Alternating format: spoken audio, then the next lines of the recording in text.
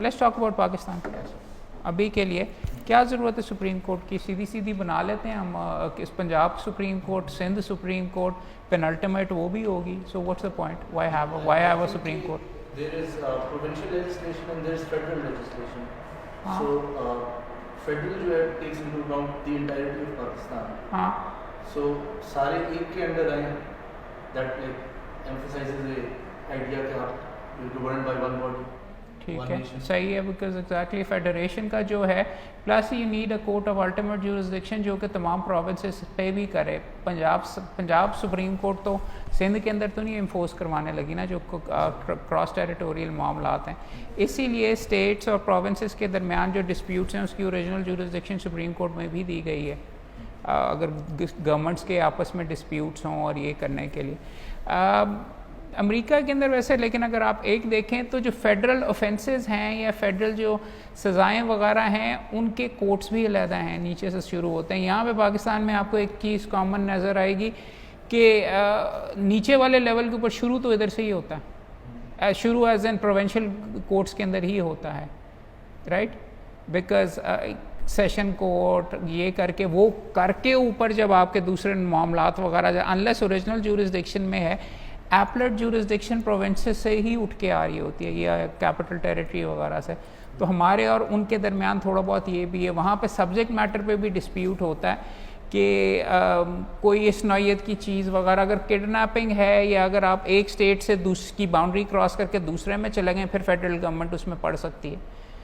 आज जो हम मामलात देख रहे हैं और आज जो जजमेंट्स हम ये सारी की सारी देखेंगे, ये जो डॉक्यूमेंट्री है इसमें एक ये भी इशू है, पिछले वाले के अंदर ये था अमेरिका के अंदर कि स्टेट राइट्स वर्सेस फेडरेशन के राइट्स।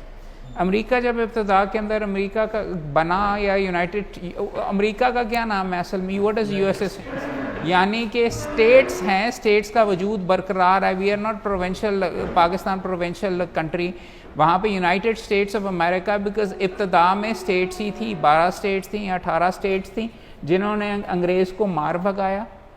और उनका इंटेंशन ये नहीं थी कि भाई हम आपस में मिलके बैठ के रहेंगे, उन्होंने कहा कि जी अब मार भगाया है, आपस में हमारे ताल्लुकात अच्छे रहेंगे, हमारी स्टेट अपनी अलग है, ये सारा।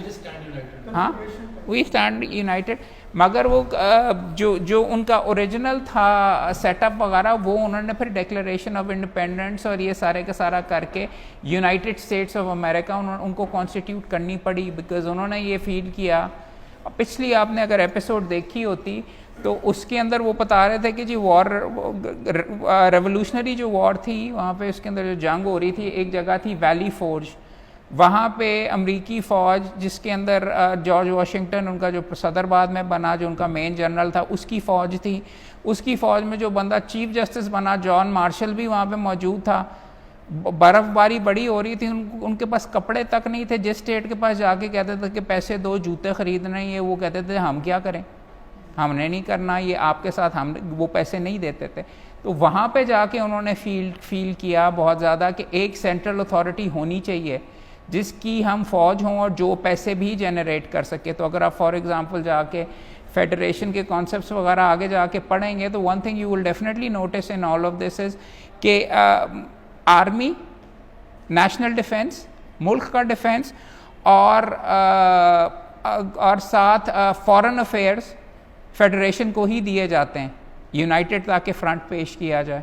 पाकिस्तान की कॉन्स्टिट्यूशन के अंदर भी आप यही देखेंगे, प्रोविंसेस की कोई आर्मी नहीं है, प्रेसिडेंट के नीचे ये आते हैं और उसके तहत ये सारे का सारा मामलात हो रहे हैं। क्यों? बिकॉज अगर मुल्क को आप मिल गए हो, अब इसको जिसने डिफेंड करना है वो फिर आप फेडरेशन के लेवल पे करते हो। अब यहाँ पे नोक झोंक और लड़ाई इस चीज़ के ऊपर भी बेशुमार होती रहती है, पाकिस्तान में भी है और बाहर भी ये काफ़ी ज़्यादा होती रहती है कि प्रोविंसेस और फेडरेशन, ख़ास तौर पे अगर गवर्नमेंटें फ़र्क पॉलिटिकल पार्टीज़ की हों। पिछली दफ़ा हमने बात की थी सिंध की और प्रोविंस की, फेडरेशन की नोकझोंक चलती ही रहती है और चलती ही रहेगी। और सिस्टम बनाया ही इसीलिए गया है कि कॉन्स्टिट्यूशन में रह के उसको इन्वोक की उसको रिजॉल्व किया जाए। आपका और ये भी हमने बात की थी पिछली तारीख के ऊपर कि 1962 के अंदर जो कॉन्स्टिट्यूशन हमारे पास आई थी उसका फेलियर ही ये था कि उस एक जनरल ने ऊपर से दी थी और उस मैकेनिज़्म को प्रॉपरली नहीं चलाया, तो 73 के अंदर हमारे साथ क्या, 71 के अंदर हमारे साथ क्या हुआ, बांग्लादेश अलहदा हो गया। और मामला यही है, आप कॉन्स्टिट्यूशन बनाते ही इसीलिए कि नोक झोंक, लड़ाई मार कुटाई जो सारी होती है वो इस सिस्टम के तहत रिजॉल्व होती रहे, हर बंदे को उसका शेयर मिलता रहे। अगर तो यही होना है ना कि जी एक पार्टी ने बैठ के हर जगह पे रूल करना है या हर चीज़ के ऊपर ये डोमिनेट करना है या ऑपोजिशन की आवाज़ या प्रोविंशियल आवाज़ वगैरह को नहीं सुनना, तो फिर सिस्टम इस स्टेज के ऊपर जाके टूट जाता है। फिर लोग कहते हैं कि आज ही फ़ौज आ जाए ज़्यादा बेहतर है, बिकॉज हमें ज़्यादा हकूक़ वगैरह मिलेंगे, आ जाए, और इस तरीके से वगैरह। हमारी कॉन्स्टिट्यूशनल हिस्ट्री अनफॉर्चुनेटली है भी यही, और यही रियलिटी है जो कि आपको रियलाइज़ करने की ज़रूरत है। इसके अंदर के हर जगह के ऊपर नोक झोंक चलती है, हर जगह पे करप्शन है, इसमें भी आप केसेस के अंदर देखेंगे। मगर कॉन्स्टिट्यूशन को स्ट्रक्चर कुछ इस तरीके से किया जाता है या सेटअप इस तरीके से किया जाता है कि ये चीज़ें सिस्टम के अंदर रहते हुए रिजॉल्व होती रहें। उसके अंदर एक important element supreme court of Pakistan है, एज इन सुप्रीम कोर्ट होता है, क्योंकि और उसकी पावर्स क्या होती हैं, उसको कितनी पावर होनी चाहिए, क्या वो कमज़ोर होना चाहिए, क्या वो सख्त होना चाहिए, क्या वो आम बंदे की हकूक़ उसको देखने चाहिए कि गवर्नमेंट को टेक ओवर कर लेना चाहिए। इंसाफ का अगर अलम बरदार है तो गवर्नमेंट चलाने का हक उनको क्यों नहीं दे दिया गया। बात तो इसके अंदर ये है, और आप आगे जाके जब आप ये क्वेश्चन सारे के सारे एग्जामिन करेंगे कि इलेक्टेड बंदे की एक अलहदा सैंक्टिटी होती है, जो जजेस की एक अलहदा होती है, वो एक प्रोसेस से गुजर के एक ट्रेनिंग के साथ आए होते हैं। लेकिन इस सिस्टम के अंदर, दुनिया के हर सिस्टम के अंदर, सियासतदानों को अमूमन जजेस से अफजल ही एक तरीके से, कम से कम बराबर रखा जाता है। क्यों? उसको उनमें सियासतदानों के अंदर क्या सुर्खाब के पार होते हैं। Why should a judge represents justice और डिग्निफाइड होता है, इंसाफ का अलमबरदार होता है, तो सियासतदान को क्यों अहमियत दी जाए बराबर की? प्राइम मिनिस्टर चाहे क्यों ना हो। वो लोग हैं कि जो ग्रासरूट लेवल पे लोगों में उठ रहे हैं, बैठ रहे हैं, they better know what they are doing and what they want to get by the people of the people. अब by the people, BUY by the people होता है ना यहाँ पे पाकिस्तान के अंदर, तो उसको तो उनको तो नहीं देना चाहिए बिल्कुल कोई हाथ। By the people for the people नहीं, कुछ और एफ द पीपल होगा है। फिर हम अगर अपने जजेस की बात करें, अभी हम हाई कोर्ट के जजेस की बात कर रहे थे, ना ही करो यार, बेहतर है। उसको कहते लगता कोई कंट्रोवर्शियल कर चीज़ें रिकॉर्ड हो रही हैं, रहने दो करके वगैरह, बट जनरली बात करो, जनरल बात मैं ये कहना चाह रहा हूँ कि अगर जजेस हैं उन तक कितने लोगों की डायरेक्ट अप्रोच होती है कि जो डायरेक्टली जाके उनसे अपने इलाके काम करवा सकें या पर्सनल काम करवा सकें। जो पॉलिटिशियन है, पॉलिटिशियन वो तो काम नहीं है यार, जज के पास जाती तो जाना ही नहीं, हर बंदे के लिए पटिशन के जरिए आना है और उस जुडिशल प्रोसेस के तहत आना है कि उसके जाके तुमने जान पहचान पे करवाना। चाह रहा हूँ कि पॉलिटिशियंस को क्यों फिर उनके बराबर रखा जाता है, क्यों बात ज़्यादा डिग्निफाइड भी समझा जाता है, क्योंकि स्टेट में जो चलना है वो अपने लोगों के लिए, अपने सब्जेक्ट्स के लिए उसने सब कुछ करना है। जज के पास एक पर्टिकुलर डिपार्टमेंट है, उसने उसी में रहना है, उसकी नहीं, जज ने हर आवाम के हर बंदा जो उसके पास आता है उसको इंसाफ देना है।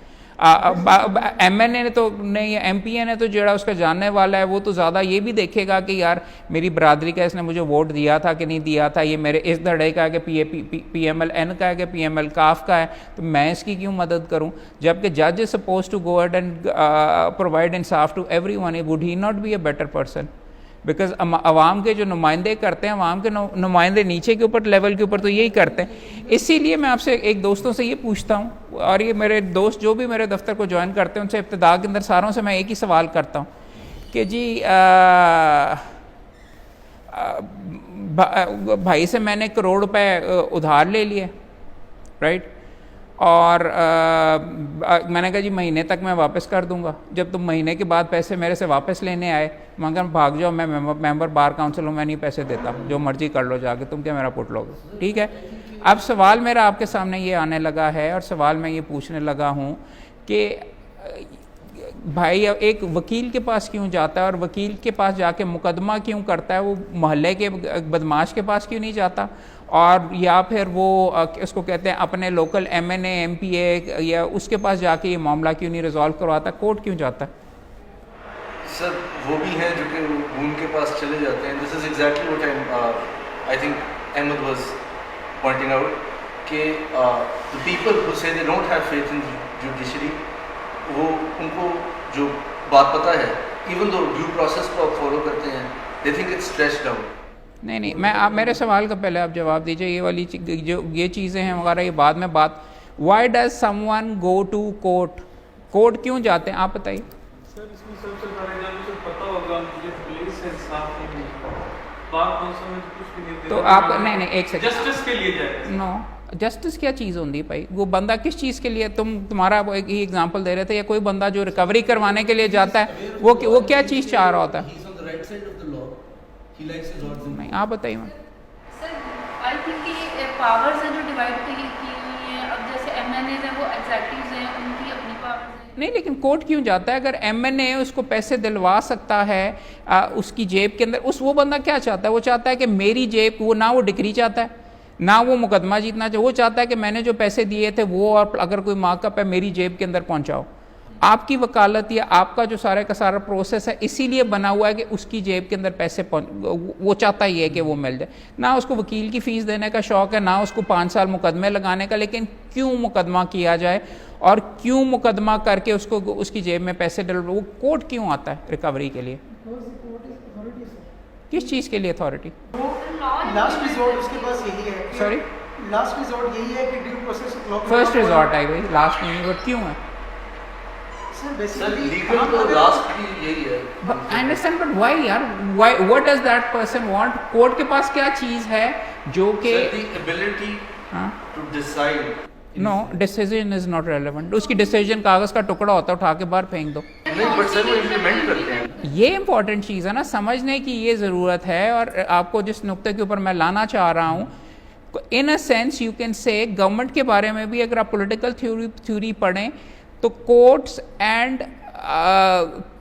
And for example a government is the legal बदमाश, has the monopoly on ways of coercing someone, enforcing something, किसी का घर बेच के पैसे कन्वर्ट करके इसको देने के लिए.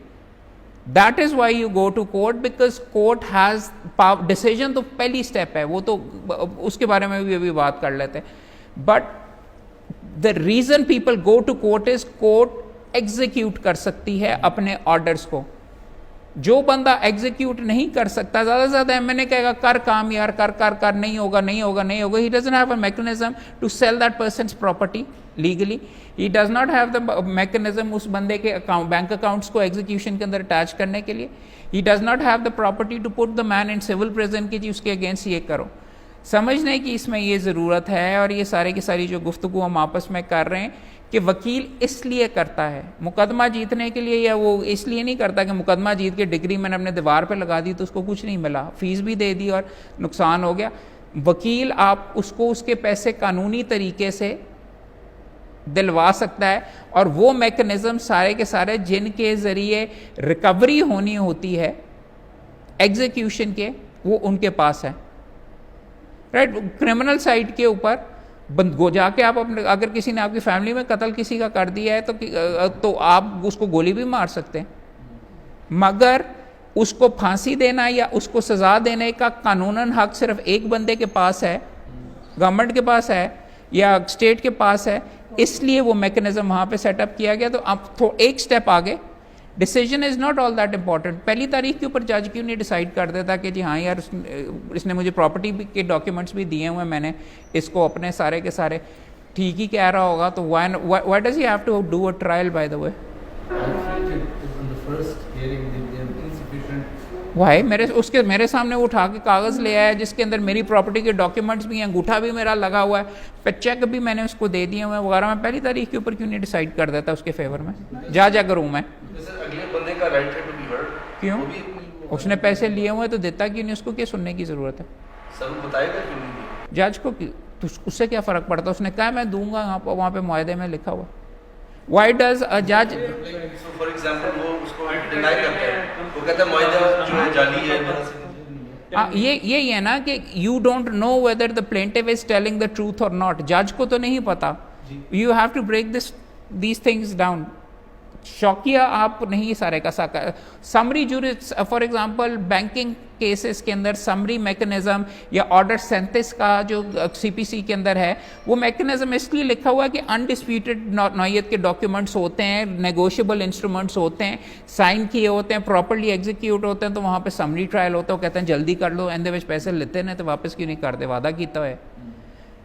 What I am trying to explain to you is कि ये सारे का सारा जो प्रोसेस होता है सिलसिले का वो क्यों बनाया गया है और उस प्रोसेस को क्यों फॉलो अप किया जाता है और उसके ऊपर क्यों इस तरीके से सारी चीज़ें करते हैं, this is what you need to see. और ये जो डॉक्यूमेंट्री है और जो हमने पहले भी देखा है इसमें भी आप देखेंगे कि आहिस्ता आहिस्ता सिस्टम क्यों इवॉल्व हो रहा है। सिस्टम इसलिए इवॉल्व होता है और इसलिए चलाया जाता है नॉट फॉर इट्स ओन सेक, उसका असर, उसका इफ़ेक्ट, उसको इस्तेमाल करके आप क्या करना चाह रहे हैं।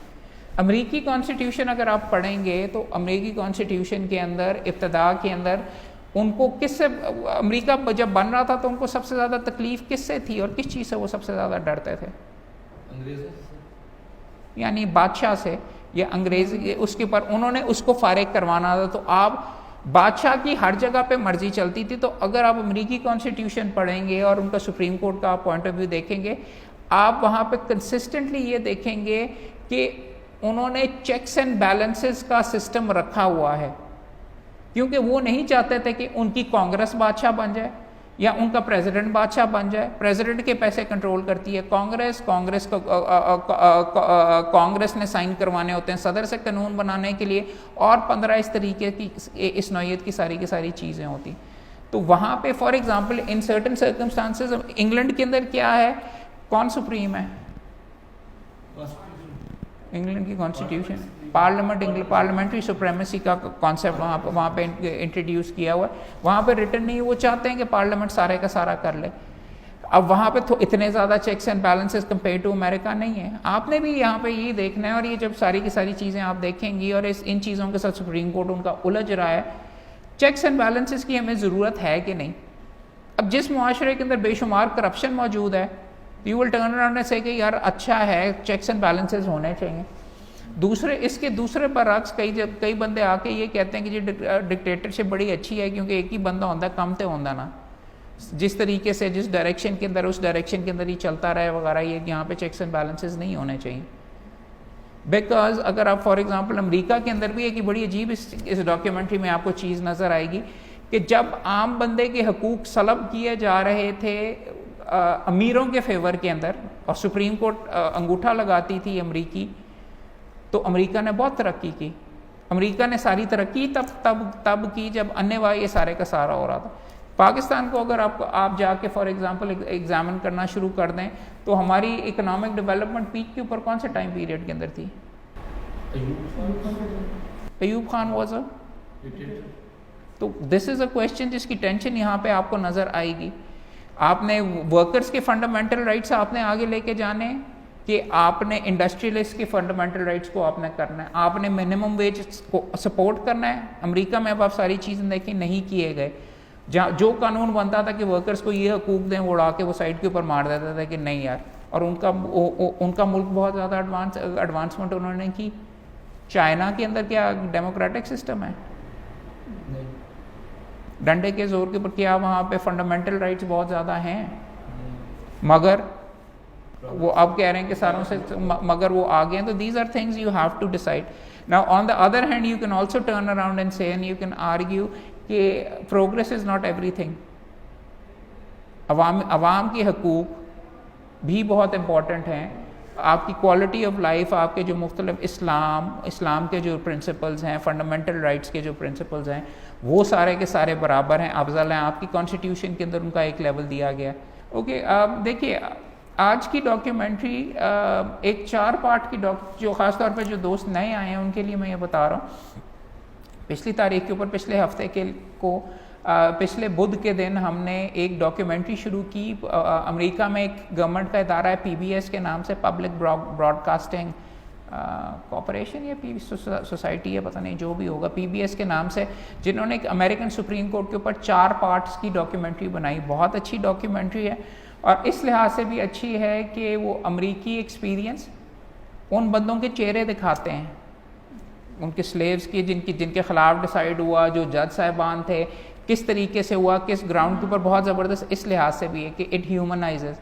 अदरवाइज़ तो आपके सामने हम यहाँ पे बैठ के अमेरिकन सुप्रीम कोर्ट की मार्बरी एंड मैडिसन जजमेंट ही पढ़ के डिस्कस कर रहे होते, but that is not the way. एक प्रोसेस ये है कि जब आपका इंटरेस्ट भी इसी तरीके से होगा, आप फॉर एग्ज़ाम्पल अगर आप PLD पढ़ती हैं या SCMR पढ़ते हैं, एक तो तरीका है कि आप मेरा हेड नोट पढ़ लें जी कानूनी प्रिंसिपल ये है, दूसरा आप पढ़ने का, कानून को पढ़ने का, और जिससे अच्छा आपको आप तरीके से याद भी रहेगा और समझ आएगा, आप उसको एक अफसाने के तौर पे पढ़ें।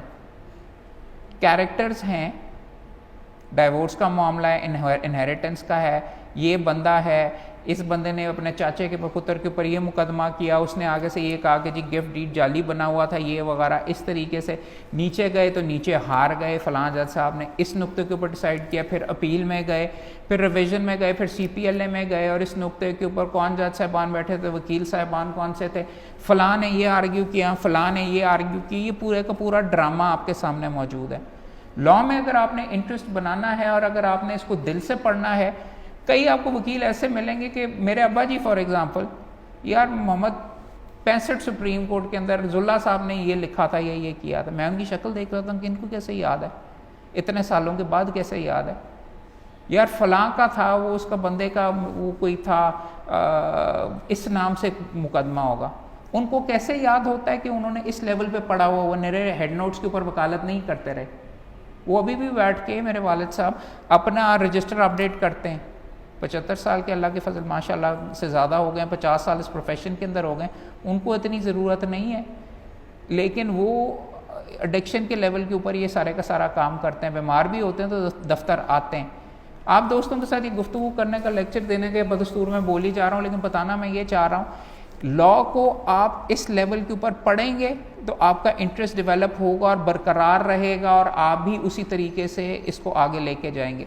अगर निरा लीगल प्रिंसिपल्स के लेवल के ऊपर आपने इसको देखना शुरू कर दिया, या वैसे ही एक डॉक्यूमेंट्रीज नहीं देखी, या इसकी तह में नहीं गए, इसके बारे में सोचा नहीं, सीधा घर में जाके बार एसोसिएशन में या बार काउंसिल में जाके गप्पे लगा ली ओलंपिक्स के बारे में या किसी और चीज़ के बारे में, तो you will not gate anywhere. और ये हमारी प्रोफेशन की और हमारे प्रोफेशन की बहुत बड़ी कमी है। इसको हम प्रोफेशन के तौर के ऊपर ट्रीट ही नहीं करते, ना इसको गहराई के अंदर जाके इसके बारे में सोचते हैं, ना समझने की कोशिश करते हैं, ना बात करते हैं। गलत ही बोलो यार, लेकिन बार काउंसिल के अंदर बोलने की कोशिश करोगे तो पता चलेगा ना कि यार यूँ नहीं यूँ है, ये बेहतर इस तरीके से हो सकता है। और असल में हम यहाँ पे आपस में बैठे भी इसीलिए हैं, और ये आपके साथ फंक्शन भी इसीलिए किया जा रहा है कि आप मेरे से पूछें, मैं आप कहूँगा। मैं भी कोई अकले कुल नहीं हूँ, मैंने थोड़ा सा सोचा हुआ है इसके बारे में, थोड़ी सी डिग्रियाँ इकट्ठी की हुई हैं, लेकिन आप मेरे से इख्तलाफ कर सकते हैं। तो आपके सामने भी डॉक्यूमेंट्री है बेसिकली, आज दूसरा इसका डॉक्यूमेंट्री का दूसरी एपिसोड है। किसी को कॉपी चाहिए हो तो यहाँ से आपको मिल जाएंगी चारों एपिसोड्स की। अगले बुध भी होगी, उससे अगले बुध भी होगी, ये चीज़ बरकरार रखेंगे हम। आज का जो है ये पहला पार्ट हो चुका हुआ है, सुप्रीम कोर्ट अमेरिका का इस्टेब्लिश हो चुका हुआ है। लास्ट जब हमने छोड़ा था तो स्लेवरी के ऊपर वहाँ पे जंग शुरू होने लगी थी। अब्राहम लिंकन, मुल्क दो टुकड़े तकरीबन उनका हो गया था। जो 71 में हमारे साथ हुआ वो वहाँ पे अमेरिकन के उसको कहते हैं, ये लिंकन के टाइम के अंदर जो लड़ाई हुई थी साउथ और नॉर्थ की, प्रिंसिपली ज़्यादातर स्लेव्स के ऊपर, स्लेवरी के ऊपर, उसके बारे में था। उसके बाद मुल्क को यूनाइट कैसे किया गया। फेडरल गवर्नमेंट, साउथ कहते थे कि फेडरल गवर्नमेंट कौन है हमें रोकने वाली, हमें कैसे कह सकती है, हमारी सारी इकॉनमी स्लेव्स के ऊपर बनी हुई है, कॉटन हम बना के भेजते हैं, हमने रखे हुए हैं। ये कि हमें कहते हैं कि जी नॉर्थ वाले कहते हैं कि नहीं जी बड़ा बुरी बात है।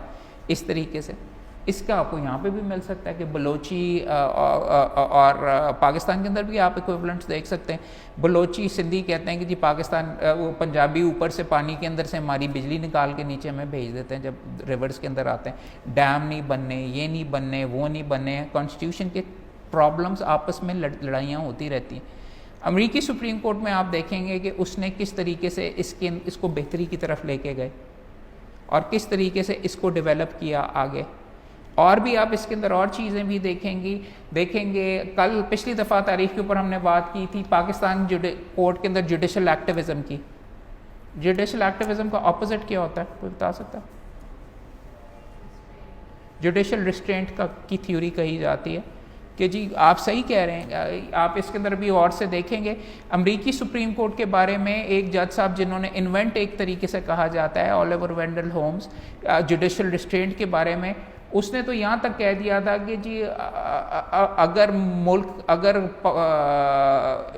न्यूयॉर्क की स्टेट चाहती है कि वो जहन्नुम में जाए तो मेरा काम है कि मैं उनकी मदद करूं कि वो जहन्नुम में जाएं। मेरा काम नहीं है कि मैं उनको रोकूं। अगर उन्होंने डिसाइड कर लिया कि हमने जहन्नुम जाना है तो I will make sure that they go there, because जज का काम ये है कि वो पॉपुलर विल को करने का। इसके बरक्स और जजेस जो उसके साथ बैठते थे वो लॉ को स्ट्राइक डाउन करने की, लॉकनर का केस है ये वो। इस कॉन्टेक्स्ट में इसको सारी चीज़ों को आपने देखना है। एक काफ़ी इंटरेस्टिंग अभी ऑलरेडी जो चीज़ें चली हैं, 3 बंदों के बारे में उन्होंने बात की है। वो कहते हैं जी एक जस्टिस स्टीवन फील्ड्स कैलिफोर्निया से बनाया एब्राहम लिंकन ने, क्योंकि वो चाहता था कि उसकी गवर्नमेंट के साथ कैलिफोर्निया की स्टेट लगी रहे।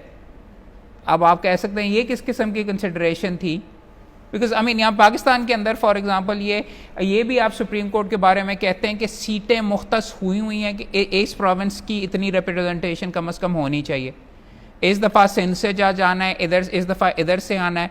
अमेरिका के अंदर अब 50 सीटें तो नहीं है, लेकिन एक कंसिडरेशन इब्राहिम लिंकन की ये थी कि ये पॉलिटिकल प्रोसेस को अकोमोडेट करते हैं इसके तहत। दूसरा उन्होंने आपको बताया एक स्लेव ओनर था जिसके अपने स्लेव्स मौजूद थे, साउथ से आया हुआ था, उसके बारे में ये जस्टिस हार्लन के बारे में बता रहे हैं कि उसने अब वो वहाँ पे जाके किस तरीके से तब्दील हुआ फंडामेंटल राइट्स का सपोर्टर, क्योंकि उसने देखा हुआ था कि स्लेव्स के साथ क्या होता है। कहने को तो ये भी कह सकते यार तू साउथ से है और तू इस तरीके से है, ये उस माशरे के अंदर से आए, लेकिन बेशुमार दफ़ा बेहतरी वहाँ से जिस बंदे ने देखी होती है उसकी आ जाती है। बाकी उन्हें तो स्लेव्स और उनके हालात देखे ही नहीं हुए वो थे, वो हवा में ही बैठ के फैसले वगैरह कर रहे थे। जस्टिस हार्लन के बारे में ये आप देखेंगे। तीसरा बंदा आप ये देखेंगे इसकी एवोल्यूशन, जिसके बारे में जुडिशल रिस्ट्रेंट का जिसका प्रिंसिपल आया था। इब्तदा में फ़ौज में गया ये कहते हुए ओलिवर वेंडल होम्स के हमने इस मुल्क को कि हमने, अब पीछे आवाज़ आ रही है कि हमने इस मुल्क को बचाना है, और जंग में गया कि जी पॉजिटिव बड़ा यंग और ये और वो। जंग से बाहर निकलता तो कहता है जुडिशल रिस्ट्रेंट सब कुछ ही ख़राब है, ये नहीं होना चाहिए, इंटरफेयर ही नहीं करना चाहिए, जेड़ा हो रहा है चलने दें, पॉलिटिकल प्रोसेस को चलना चाहिए। तो फ़िलासफ़ीज़ चेंज कैसे होती हैं, मामलात देख के बंदा इवॉल्व कैसे करता है, ये चीज़ें भी देखिए। पिछली तारीख के ऊपर जो गुफ्तगू हुई थी हम तमाम दोस्तों की, उसमें एक इशू और एक थीम जिसके ऊपर हमने बेशुमार काम किया था वो ये था प्रोविंसेस की पावर्स और फेडरल गवर्नमेंट की पावर्स के दरमियान डिवीज़न।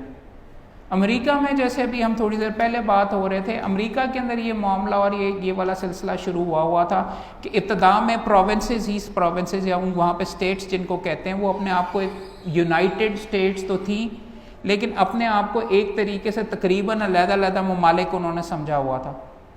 और साउथ की स्टेट्स जहाँ पे आप इसके बारे में थोड़ा सा आगे भी देखेंगे, साउथ की जितनी अमेरिका के साउथ के अंदर जितनी स्टेट्स थी वहाँ पे स्लेवरी थी, नॉर्थ के अंदर नहीं थी।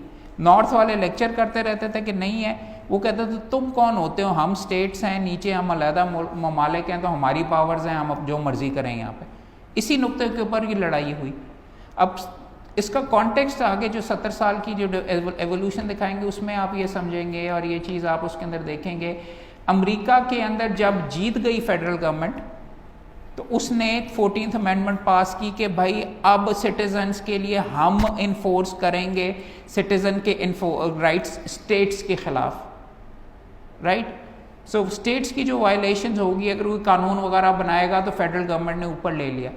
कोई बंदा बता सकता है पाकिस्तान की कॉन्स्टिट्यूशन के अंदर क्या मैकेनिज्म है, किस तरीके से डिसाइड होता है कि किस चीज़ के अंदर फेडरल गवर्नमेंट कानून बना सकती है और किस चीज़ के अंदर प्रोविंशियल गवर्नमेंट कानून बना सकती है? कोई दोस्त पहले इधर ट्राई करना। There are 3 lists already available in constitution, but here in 1972 after 18 amendments के बाद 2 powers लिस्ट दी गई। कितनी लिस्ट है सर? 2 सर। 2 थी ना पहले 2 थी यार, पहले 2 थी और अब उसको कहते हैं आफ्टर 18 अमेंडमेंट्स कंकरेंट ख़त्म हो गई और अब एक सिर्फ रह गई है। 2 है दूसरी कौन सी? Sir federal list and provincial. Provincial list नहीं है ना भाई। प्रोविंशियल लिस्ट ये होती है कि पहले हुआ करती थी फेडरल लिस्ट और कंकरेंट लिस्ट, जहाँ पे दोनों होती। जिसमें दोनों कर सकते थे और बाकी सारी चीज़ों पे प्रोविंसेस कर सकते हैं। अब ये है कंकरेंट लिस्ट ख़त्म हो गई हुई है और अब जो प्रोविंशियल वगैरह है 73 की कॉन्स्टिट्यूशन के अब प्रोविंसेस हर चीज़ पे कर सकता है, माँ सिवाय उन चीज़ों के जो कि फेडरल लेजिस्लेटिव लिस्ट के अंदर मौजूद है। तो 3 लिस्टें वाला कॉन्सेप्ट नहीं, इंडिया के अंदर शायद है स्टेट्स की भी लिस्ट वगैरह, बट इसको कहते हैं रेजिडुअरी पावर। सारी की सारी जो बाकी चीज़ें प्रोविंस हर चीज़ पे कर सकता है माँ सिवाय उन चीज़ों के ऊपर। पहले था कि जो कंकरेंट का क्या मतलब होता है, कोई बता सकता है? सर जिसमें दोनों के पावर, जिसके पास दोनों की दोनों हों वगैरह और दोनों कर सकते थे, लेकिन अगर फेडरल ने, उसका भी प्रिंसिपल अलग था, फेडरल अगर कर ले तो फिर प्रोविंशियल नहीं कर सकती थी, फेडरल ओवरराइड करती थी टू दैट एक्सटेंट। अब भी ये है कि अब ये नहीं है, अब कंकरेंट लिस्ट ख़त्म हो चुकी हुई है, उसके कई सब्जेक्ट्स उठा के फेडरल लिस्ट में डाल दिए गए और बाकी चीज़ें जो अब नहीं एग्जिस्ट करती उसके बारे में ये कहा जाता है कि वो वाले सारे के सारे जो मामलात हैं प्रोविंसेस के पास चले गए हैं, प्रोविंसेस कर सकते हैं, क्योंकि पहले कंकरेंट में थे अब नहीं है। इस पे अगर आप देखें 2020 SCMR पेज 1 शायद जजमेंट है, एक क्वेश्चन काफ़ी इंटरेस्टिंग है कि क्या फेडरल गवर्नमेंट अस्पताल चला सकती है हेल्थ के, शेख जायद वगैरह, और इसके ऊपर इजाज़ुल हसन साहब की भी जजमेंट है, या PLD में, या ये पेज 1 का मुझे याद है, वो भी अगर आप एग्जामिन वगैरह कीजिए। तो बात ये है कि बात से बात निकलती, समझाने की ये कोशिश कर रहे हैं कि अगर आपने फॉर एग्जांपल किसी कानून को चैलेंज करना है, हेल्थ केयर कमीशन एक्ट, इसके ऊपर मैं सुप्रीम कोर्ट तक मुकदमा हारा हूँ एक, लेकिन 5 साल तक मैं लड़ता रहा हूँ। किस नुक्ते के, Punjab health care commission act बन सकता गैर आइनी है कि नहीं, क्योंकि legal, medical and other professions federal legislative list में आते हैं, तो उनकी रेगुलेशन, और यहाँ पे हम इन वकीलों की हद भी ये हो सकता है कि उनकी रेगुलेशन क्या प्रोविंसेस में हेल्थ केयर कमीशन एक्ट बन सकता है कि नहीं यहाँ पे, लेकिन हाई कोर्ट में उन्होंने होल्ड किया और सुप्रीम कोर्ट ने इसको अप होल्ड किया कि हाँ हो सकता है। हेल्थ केयर की रेगुलेशन अलहदा चीज़ है from regulation of the profession. Profession का मतलब है डिग्रियाँ शिग्रियाँ आपकी, लाइसेंसिंग वगैरह डॉक्टरों की, मगर उससे आगे जाके फर्दर लाइसेंसिंग और उनकी वो हेल्थ केयर इस्टेब्लिशमेंट्स की रेगुलेशन वो वहाँ पे चलती हैं, और इन चीज़ों का बहुत रियल अमल दखल है। आपको हम रेगुलेट करेंगे, पंजाब प्रोविंशियल बार काउंसिल का कानून हमारा एक फेडरल कानून है जिसके तहत आप रेगुलेट हो रहे हैं, मगर हम आपको प्रोविंशियल लेवल, वो कानून अलाउ करता है कि हम प्रोविंशियल लेवल तक आपको ये डेलीगेट करेंगे। कॉन्स्टिट्यूशन के अंदर, पाकिस्तान के अंदर, और ख़ास तौर पे कोर्ट्स की जो पावर्स हैं, फॉर एग्जांपल रिट की तरफ, एक नुक्ता आपको यहाँ पे अगर आप देखेंगे 14th अमेंडमेंट में ये जो जजमेंट आई थी, उन्होंने कहा, उसके अंदर ये कहा जी 14th अमेंडमेंट में ये लिखा हुआ है कि गवर्नमेंट अगर कोई बंदा, अगर कोई स्टेट कोई ऐसा एक्शन करे, यानी कोई प्रोविंस कोई ऐसा एक्शन करे जो कि लोगों के हकूक़ के ख़िलाफ़ हो, तो वहाँ पे इंटरफेयर करेगी। कानून ये बन गया हुआ था वहाँ पे, एक सिविल राइट एक्ट ये बना कि जो कि फेडरल गवर्नमेंट सारे अवाम को वहाँ पे ये कह रही थी कि आपने इस तरह करना है, आपने ये करना है, आपने वो करना है। उसको सुप्रीम कोर्ट ने ये कह के खारिज कर दिया, उस कानून को स्ट्राइक डाउन कर दिया कि जी 14th अमेंडमेंट हक देती है कोई अगर स्टेट गलत काम कर रही हो उसको रोकने के लिए। प्राइवेट बंदों के ऊपर आप कोई ऑब्लिगेशंस वगैरह इसके तहत नहीं कर सकते, उसके ऊपर सारा सुप्रीम कोर्ट एक साइड के ऊपर था, यहाँ पे एक जज एक साइड के ऊपर था। थोड़ा सा इससे रिलेटेड है लेकिन इंपॉर्टेंट समझने वाला ये है, आर्टिकल 199 के अंदर 199 आर्टिकल क्या है, कोई दोस्त बता सकता है? रिट ज्यूरिसडिक्शन जिसको कहते हैं, हाई कोर्ट की पावर टू इंटरफेयर। कहाँ पर हबीब बैंक के खिलाफ रिट हो सकती? नहीं सर। क्यों? सर वहाँ पे 199 में लिखा है कि अगर किसी फोरम के ऊपर ऑलरेडी एक स्पेसिफिक आप कह सकते हैं कि फोरम मौजूद है, तो अगर आप वो एक्सरसाइज नहीं, ये वजह नहीं, ये भी हो सकती है लेकिन ये मेन वजह नहीं। कोई और बता सकता है रिट किसके खिलाफ हो सकती है? नहीं, हर एक्शन वगैरह के अंदर किसके खिलाफ हो सकती है? 199 क्या कहता है? अव्वल तो अगर हाई कोर्ट में प्रैक्टिस करनी है तो रट्टा होना चाहिए मेरा। ये 1.5 सफ़ा आर्टिकल 199 1 सफ़े का है, ये 1.5 सफ़े का। मेरी 60% वकालत उसके ऊपर चलती है रिट्स की, हाई कोर्ट की। अगर आपने हाई कोर्ट का वकील बनना है तो पल्लू बांध लें, उसके हर एंगल से आपको उसको पता होना चाहिए। इम्पॉर्टेंट चीज़ ये है, वो लिखा हुआ है वहाँ पे किसके ख़िलाफ़ हो सकता है, persons performing functions in relation to the affairs of the federation, और इसको कहते हैं द प्रोविंशियल प्रोविंसेस और local government, right. So important चीज़ ये, इस वजह से हबीब बैंक के अगेंस्ट नहीं हो सकता क्योंकि हबीब बैंक का अफेयर्स ऑफ द फेडरेशन से ताल्लुक़ नहीं है, ना अफेयर्स ऑफ द प्रोविंस से ताल्लुक़ है, और ना ही उसका ताल्लुक़ है अफेयर्स ऑफ लोकल गवर्नमेंट से। लम्स के अगेंस्ट हो सकती है, इस पे जजमेंट मौजूद है कि लम्स प्राइवेट पैसों से चलता है, उनका प्राइवेट बोर्ड है, उनके अगेंस्ट नहीं हो सकती। एचएसएन कॉलेज के अगेंस्ट हो सकती है, हो सकती है। क्यों? एचएसएन गवर्नमेंट के पैसों गवर्नमेंट से भी कंट्रीब्यूशन लेता है, उनके बोर्ड पे भी चलता है, और इस पे लीडिंग जजमेंट है, और बल्कि leading judgement one of the leading judgement is HSN college की, सुप्रीम कोर्ट की। वो ज़रूर जजमेंट पढ़ी है क्योंकि उसमें लिखा हुआ है किसके ख़िलाफ़ रिट हो सकती है, किसके ख़िलाफ़ नहीं हो सकती। और लेटेस्ट जजमेंट है एक और केस जो कि मैं हारा, लेकिन वो मैं हार के भी मुकदमा जीत गया, क्योंकि अगर आप वो गौर से आप उस जजमेंट को पढ़ेंगे तो लॉ का स्कोप उसके अंदर सुप्रीम कोर्ट ने बहुत एक्सपैंड कर दिया। पाकिस्तान ओलंपिक्स एसोसिएशन का केस है, सुप्रीम कोर्ट की इसके ऊपर जजमेंट है कि पाकिस्तान ओलंपिक्स एसोसिएशन, ये आप बाहर निकलें तो ये पीछे इसका दफ्तर है, आप रीगल की तरफ अगर घूम जाए ना तो बहुत बड़ा दफ्तर है पाकिस्तान ओलंपिक्स एसोसिएशन का। सवाल ये था कि उसके इलेक्शन के ख़िलाफ़ रिट हो सकती है कि नहीं। बंदयाल साहब ने यहाँ पे नीचे रिट अलाउ की थी, ऊपर जब गई तो सुप्रीम कोर्ट ने कहा नहीं जी प्राइवेट बॉडी है, इसके अगेंस्ट नहीं हो सकती। अब क्या Pakistan Olympics association functions related to the affairs of the federation नहीं परफॉर्म कर रही? सुप्रीम कोर्ट ने कहा कि नहीं जी, सुप्रीम कोर्ट ने जजमेंट में कहा है कि नहीं। पाकिस्तान का फ्लैग कैरी करती है, सारे के सारे रिप्रेजेंटेटिव जो हैं जो जाके करते हैं पाकिस्तान के बिहाफ के ऊपर वो हैं, और इवन अदरवाइज मैं तो उनके सामने ये भी बल्कि आर्ग्यू कर रहा था कि पब्लिक इंटरेस्ट में है कि इनको विला करा दें। 23 साल से एक मेडल नहीं मिला। सर ये जो इसके एम्प्लॉइज हैं वो स्टेट पेरोल पे नहीं प्राइवेट है। वो जो सारे नो, ये देखो बात ये no affairs of the federation, ये क्वेश्चन बहुत इंपॉर्टेंट है और आएगा। आप जब भी रिट के अंदर जाओगे ना, ये need to be clear about this कि आपके हाथ के अंदर हो। और आई मीन ये वाली इसकी तरफ तो अभी आते हैं, बट ये इंपॉर्टेंट नुकता है, इसलिए हम थोड़ा सा साइड के ऊपर होके इसके बारे में बात भी कर रहे हैं। मेरे नज़दीक तो अगर आपका नेशनल कोई भी कहीं नेशन को कहीं भी रिप्रेजेंट किया जा रहा है, it relates to the affairs of the federation. अगर पाकिस्तान का वो उठा के झंडा लेके जा रहे हैं और सारे के सारा माना कि ओलंपिक्स एसोसिएशन उनको पैसे देती है, एक काफ़ी इंटरेस्टिंग चीज़ हुई है वैसे bye the way. I mean वो ये चीज़ शायद इनको सपोर्ट ही कर रही हो, ये सुप्रीम कोर्ट की जजमेंट को सपोर्ट ही करती है और मेरे नुक्ते के शायद अगेंस्ट है। कोई बता सकता है कि इस दफ़ा ओलंपिक्स देख रहे हैं कोई टीवी के ऊपर आप में से? फांसी की वजह से वैसे तो चीखते रहते हैं मगर अभी तक किसी ने रिट नहीं जमा की कि ये क्या वाहियात चीज़ें दिखा रहे हैं टीवी के ऊपर, सारे का सारा इसको बैन होना चाहिए।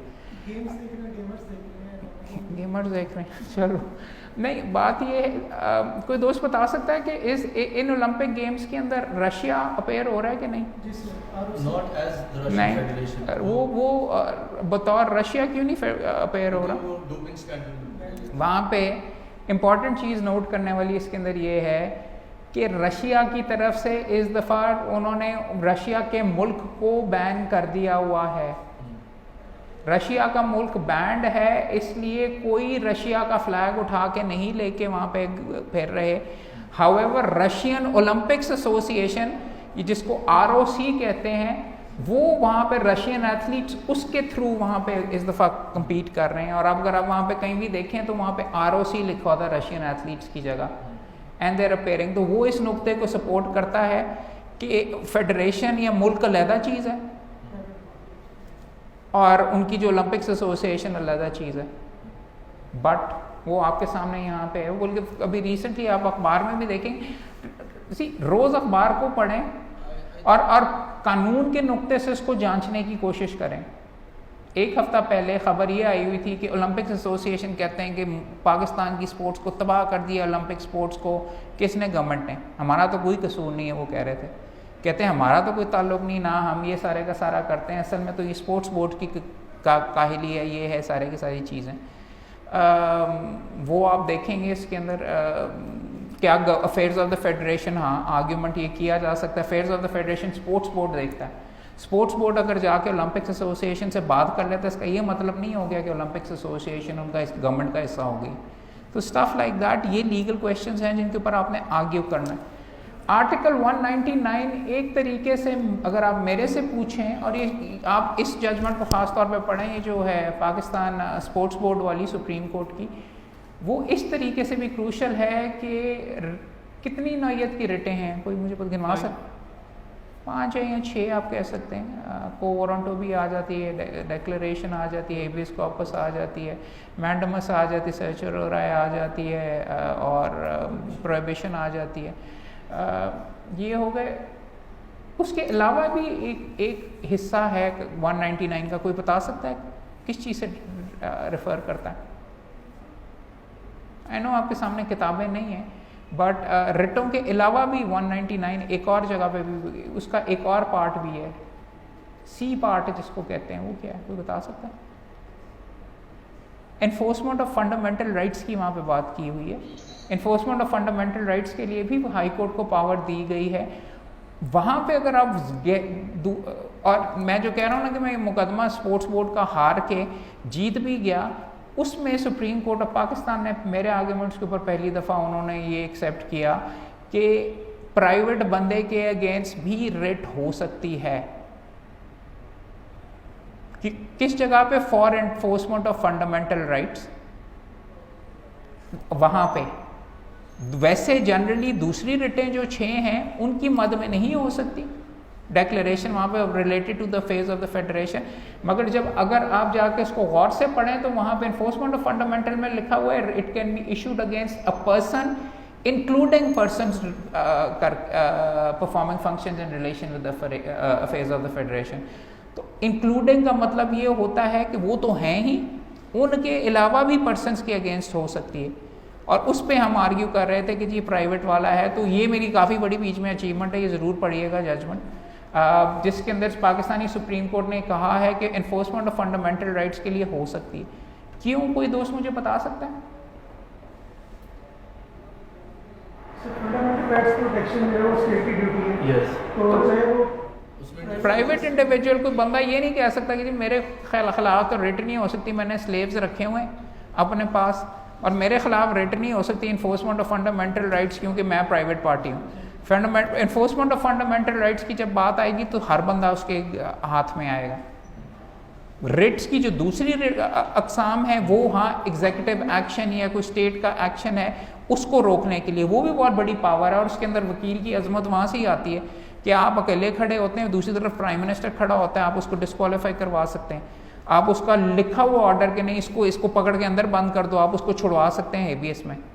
आप उसका प्राइम मिनिस्टर कह देता है कि नहीं जी इसको ये चीज़ यूँ नहीं करनी, आप सादा काला कोट काला टाई, आपकी स्ट्रेंथ ये आप खड़े होकर कह सकते कोर्ट की पावर यूज़ करवा के आप उसको ख़त्म करवा सकते हैं। और यही आपकी बड़ी चीज़ है और यही आपकी अजमत है और ये आप ख़ास तौर के ऊपर इसको समझें। अनफॉर्चुनेट चीज़ ये है कि 199C जो है उसके अंदर 1C enforcement of fundamental rights उसको इतना ज़्यादा इस्तेमाल नहीं किया जाता। वो इसके अंदर ही आपको बांध के रखा हुआ है कि प्राइवेट पार्टीज़ के अगेंस्ट रिटेन नहीं करते हैं कि जी रिट है एडमिनिस्ट्रेटिव एक्शन उसके लिए not performing affairs with the relation of ये करके। मगर अगर फंडामेंटल राइट्स हैं फिर आप ये देखेंगे प्रैक्टिकली हमारे कोर्ट इंटरटेन कर रहे हैं अगर हम प्राइवेट इंडिविजुअल्स के अगेंस्ट करते हैं रिट के तहत। नेक्स्ट टू नेवर, कभी भी नहीं। अब नहीं देखो ब्रिक किल्न वर्कर्स वगैरह का नहीं, वो सुप्रीम कोर्ट ने उठाई थी 184 में आई थी 185 में सॉरी बॉन्डेड लेबर का, वही मैं कह रहा हूँ। बट देखो यार वहाँ पे स्टैच्यूट बन गया हुआ है।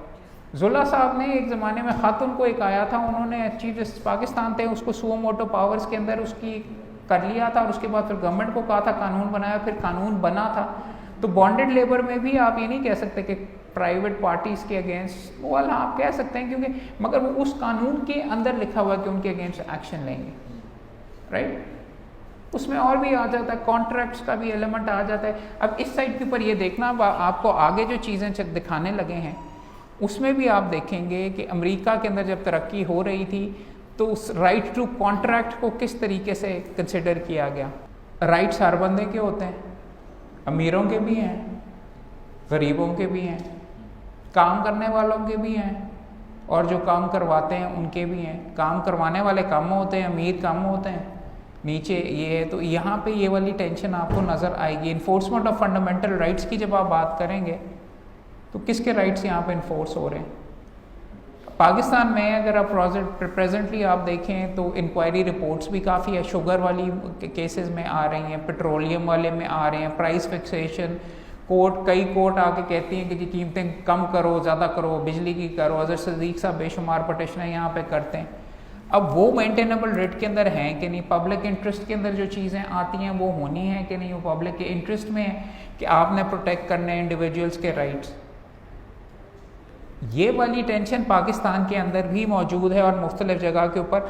आप जब रिट्स के कानून व कवानीन वगैरह देखेंगे तो जो यहाँ पे अमेरिका में कह रहे हैं ना, स्टीवन फील्ड्स कहता था कि जी right to contract, right to property, और वो सबसे अव्वलीन तरजीह है, उसको प्रोटेक्ट करना है। पाकिस्तान में भी आपको बेशुमार जजमेंट्स मिलेंगी। फॉर एग्जांपल रिट में आप ये कहेंगे कि जी कॉन्ट्रैक्चुअल मैटर है, वो रिट के अंदर नहीं सुना जा सकता। राइट्स तो इन्वॉल्व होते हैं उसके अंदर, but at times courts turn around and से जी कॉन्ट्रैक्चुअल मैटर। साथ वो मेरा भाई जो कह रहा था ऑल्टरनेट रेमेडी वाला, वो कहते हैं जाएँ सिविल कोर्ट में जाएँ। अब वो एडिक्वेट रेमेडी तो नहीं है, अगले 10 साल तक नहीं रिकवरी होनी, या गवर्नमेंट के जहाँ पे आवाम के पैसे जहाँ पे इन्वॉल्व हैं, या अगर गवर्नमेंट मिल के अमेरिका में फॉर एग्जांपल पिछली तारीख के ऊपर दिखाया गया था कि जी पार्लियामेंट के ऊपर ही कब्जा किया हुआ और वो अमीरों के फेवर के अंदर की जा रही है, लेजिस्लेशन की जा रही है, तो वहाँ पे क्या कोर्ट इंटरफेयर करेगा कि या कोर्ट कहेगा कि नहीं जी अब ये जो है वो है इस तरीके से। यहाँ पे फॉर एग्जांपल आपने देखा है 2% इनकम टैक्स अमेरिका में जब पहली दफ़ा लगा तो स्टीवन जे फील्ड जो उनका है उन्होंने स्ट्राइक डाउन कर दिया, ये कह के कि जी ये हैं आप चाहते हैं कि अमीरों से पैसे लेके गरीबों को दे दिया जाए। अब हाँ, अब यहाँ पे जनरल चीज़ ये हो गई, income tax is a normal accepted thing now यहाँ पे, राइट।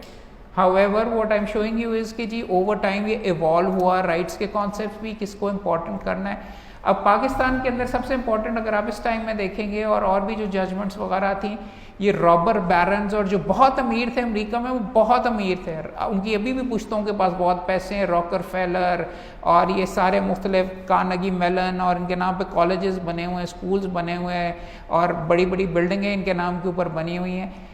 हद से ज़्यादा अमीर थे और सारे का सारा ऑयल या रेलवेज ये कंट्रोल करते थे।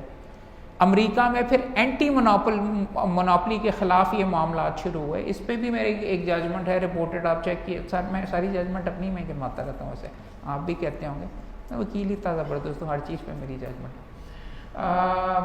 जोक्स असाइड, यार कंपटीशन कमीशन ऑफ पाकिस्तान, उसका वजूद रिसेंटली अमीरों ने जो सारे के सारे जो टॉप की इंडस्ट्रीज़ के ऊपर जिन लोगों ने कब्जे किए हुए, उन्होंने हर बंदे ने जाके रिट कर दी कि ये फंडामेंटल राइट्स के ख़िलाफ़ है।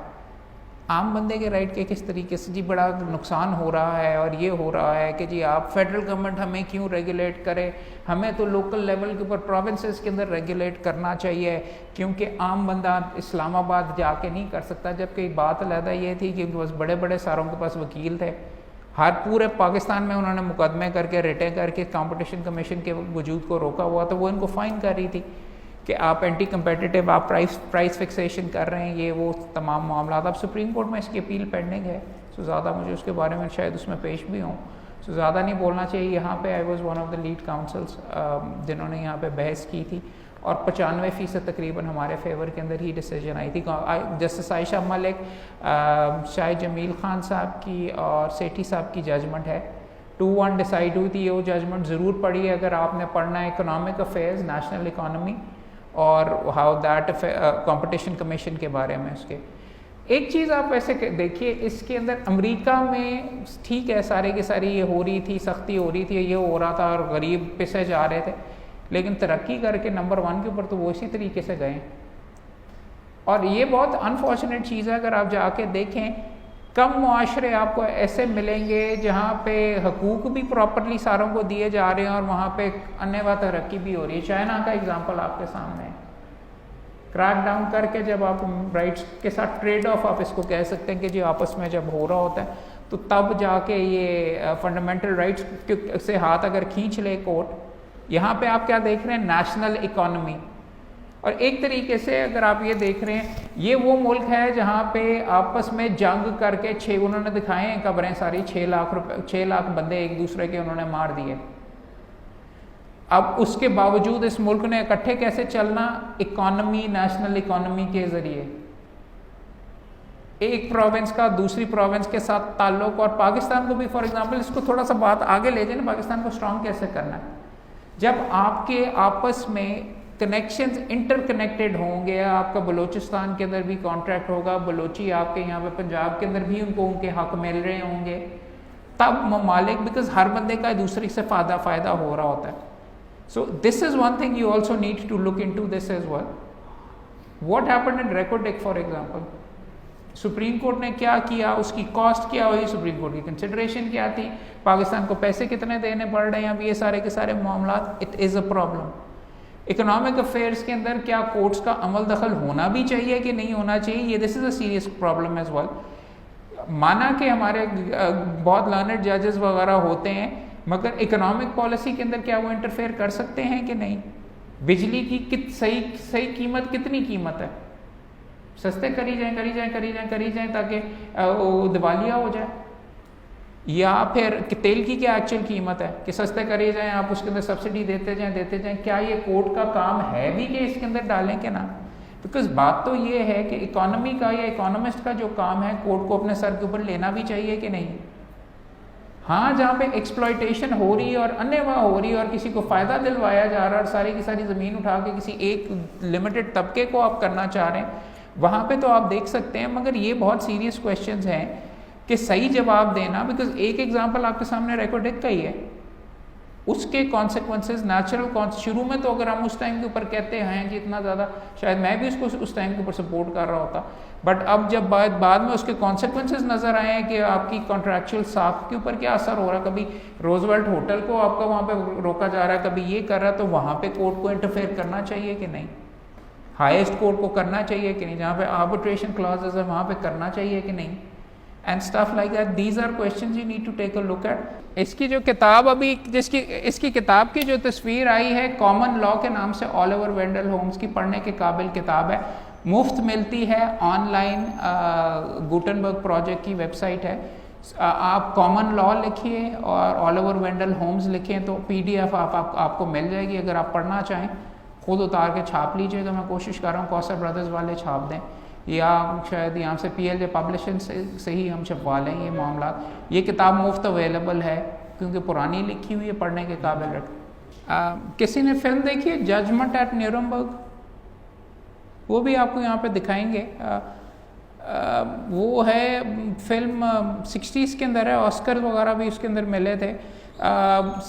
60s के अंदर जर्मनी के अंदर जो जज साहिबान थे जो नाटसीज़ के कवानीन को लागू करते थे, उन पे वर्ल्ड वॉर 2 के बाद ट्रायल चला था कि तुमने ये किस तरीके से ये डिसीजंस वगैरह दे दी।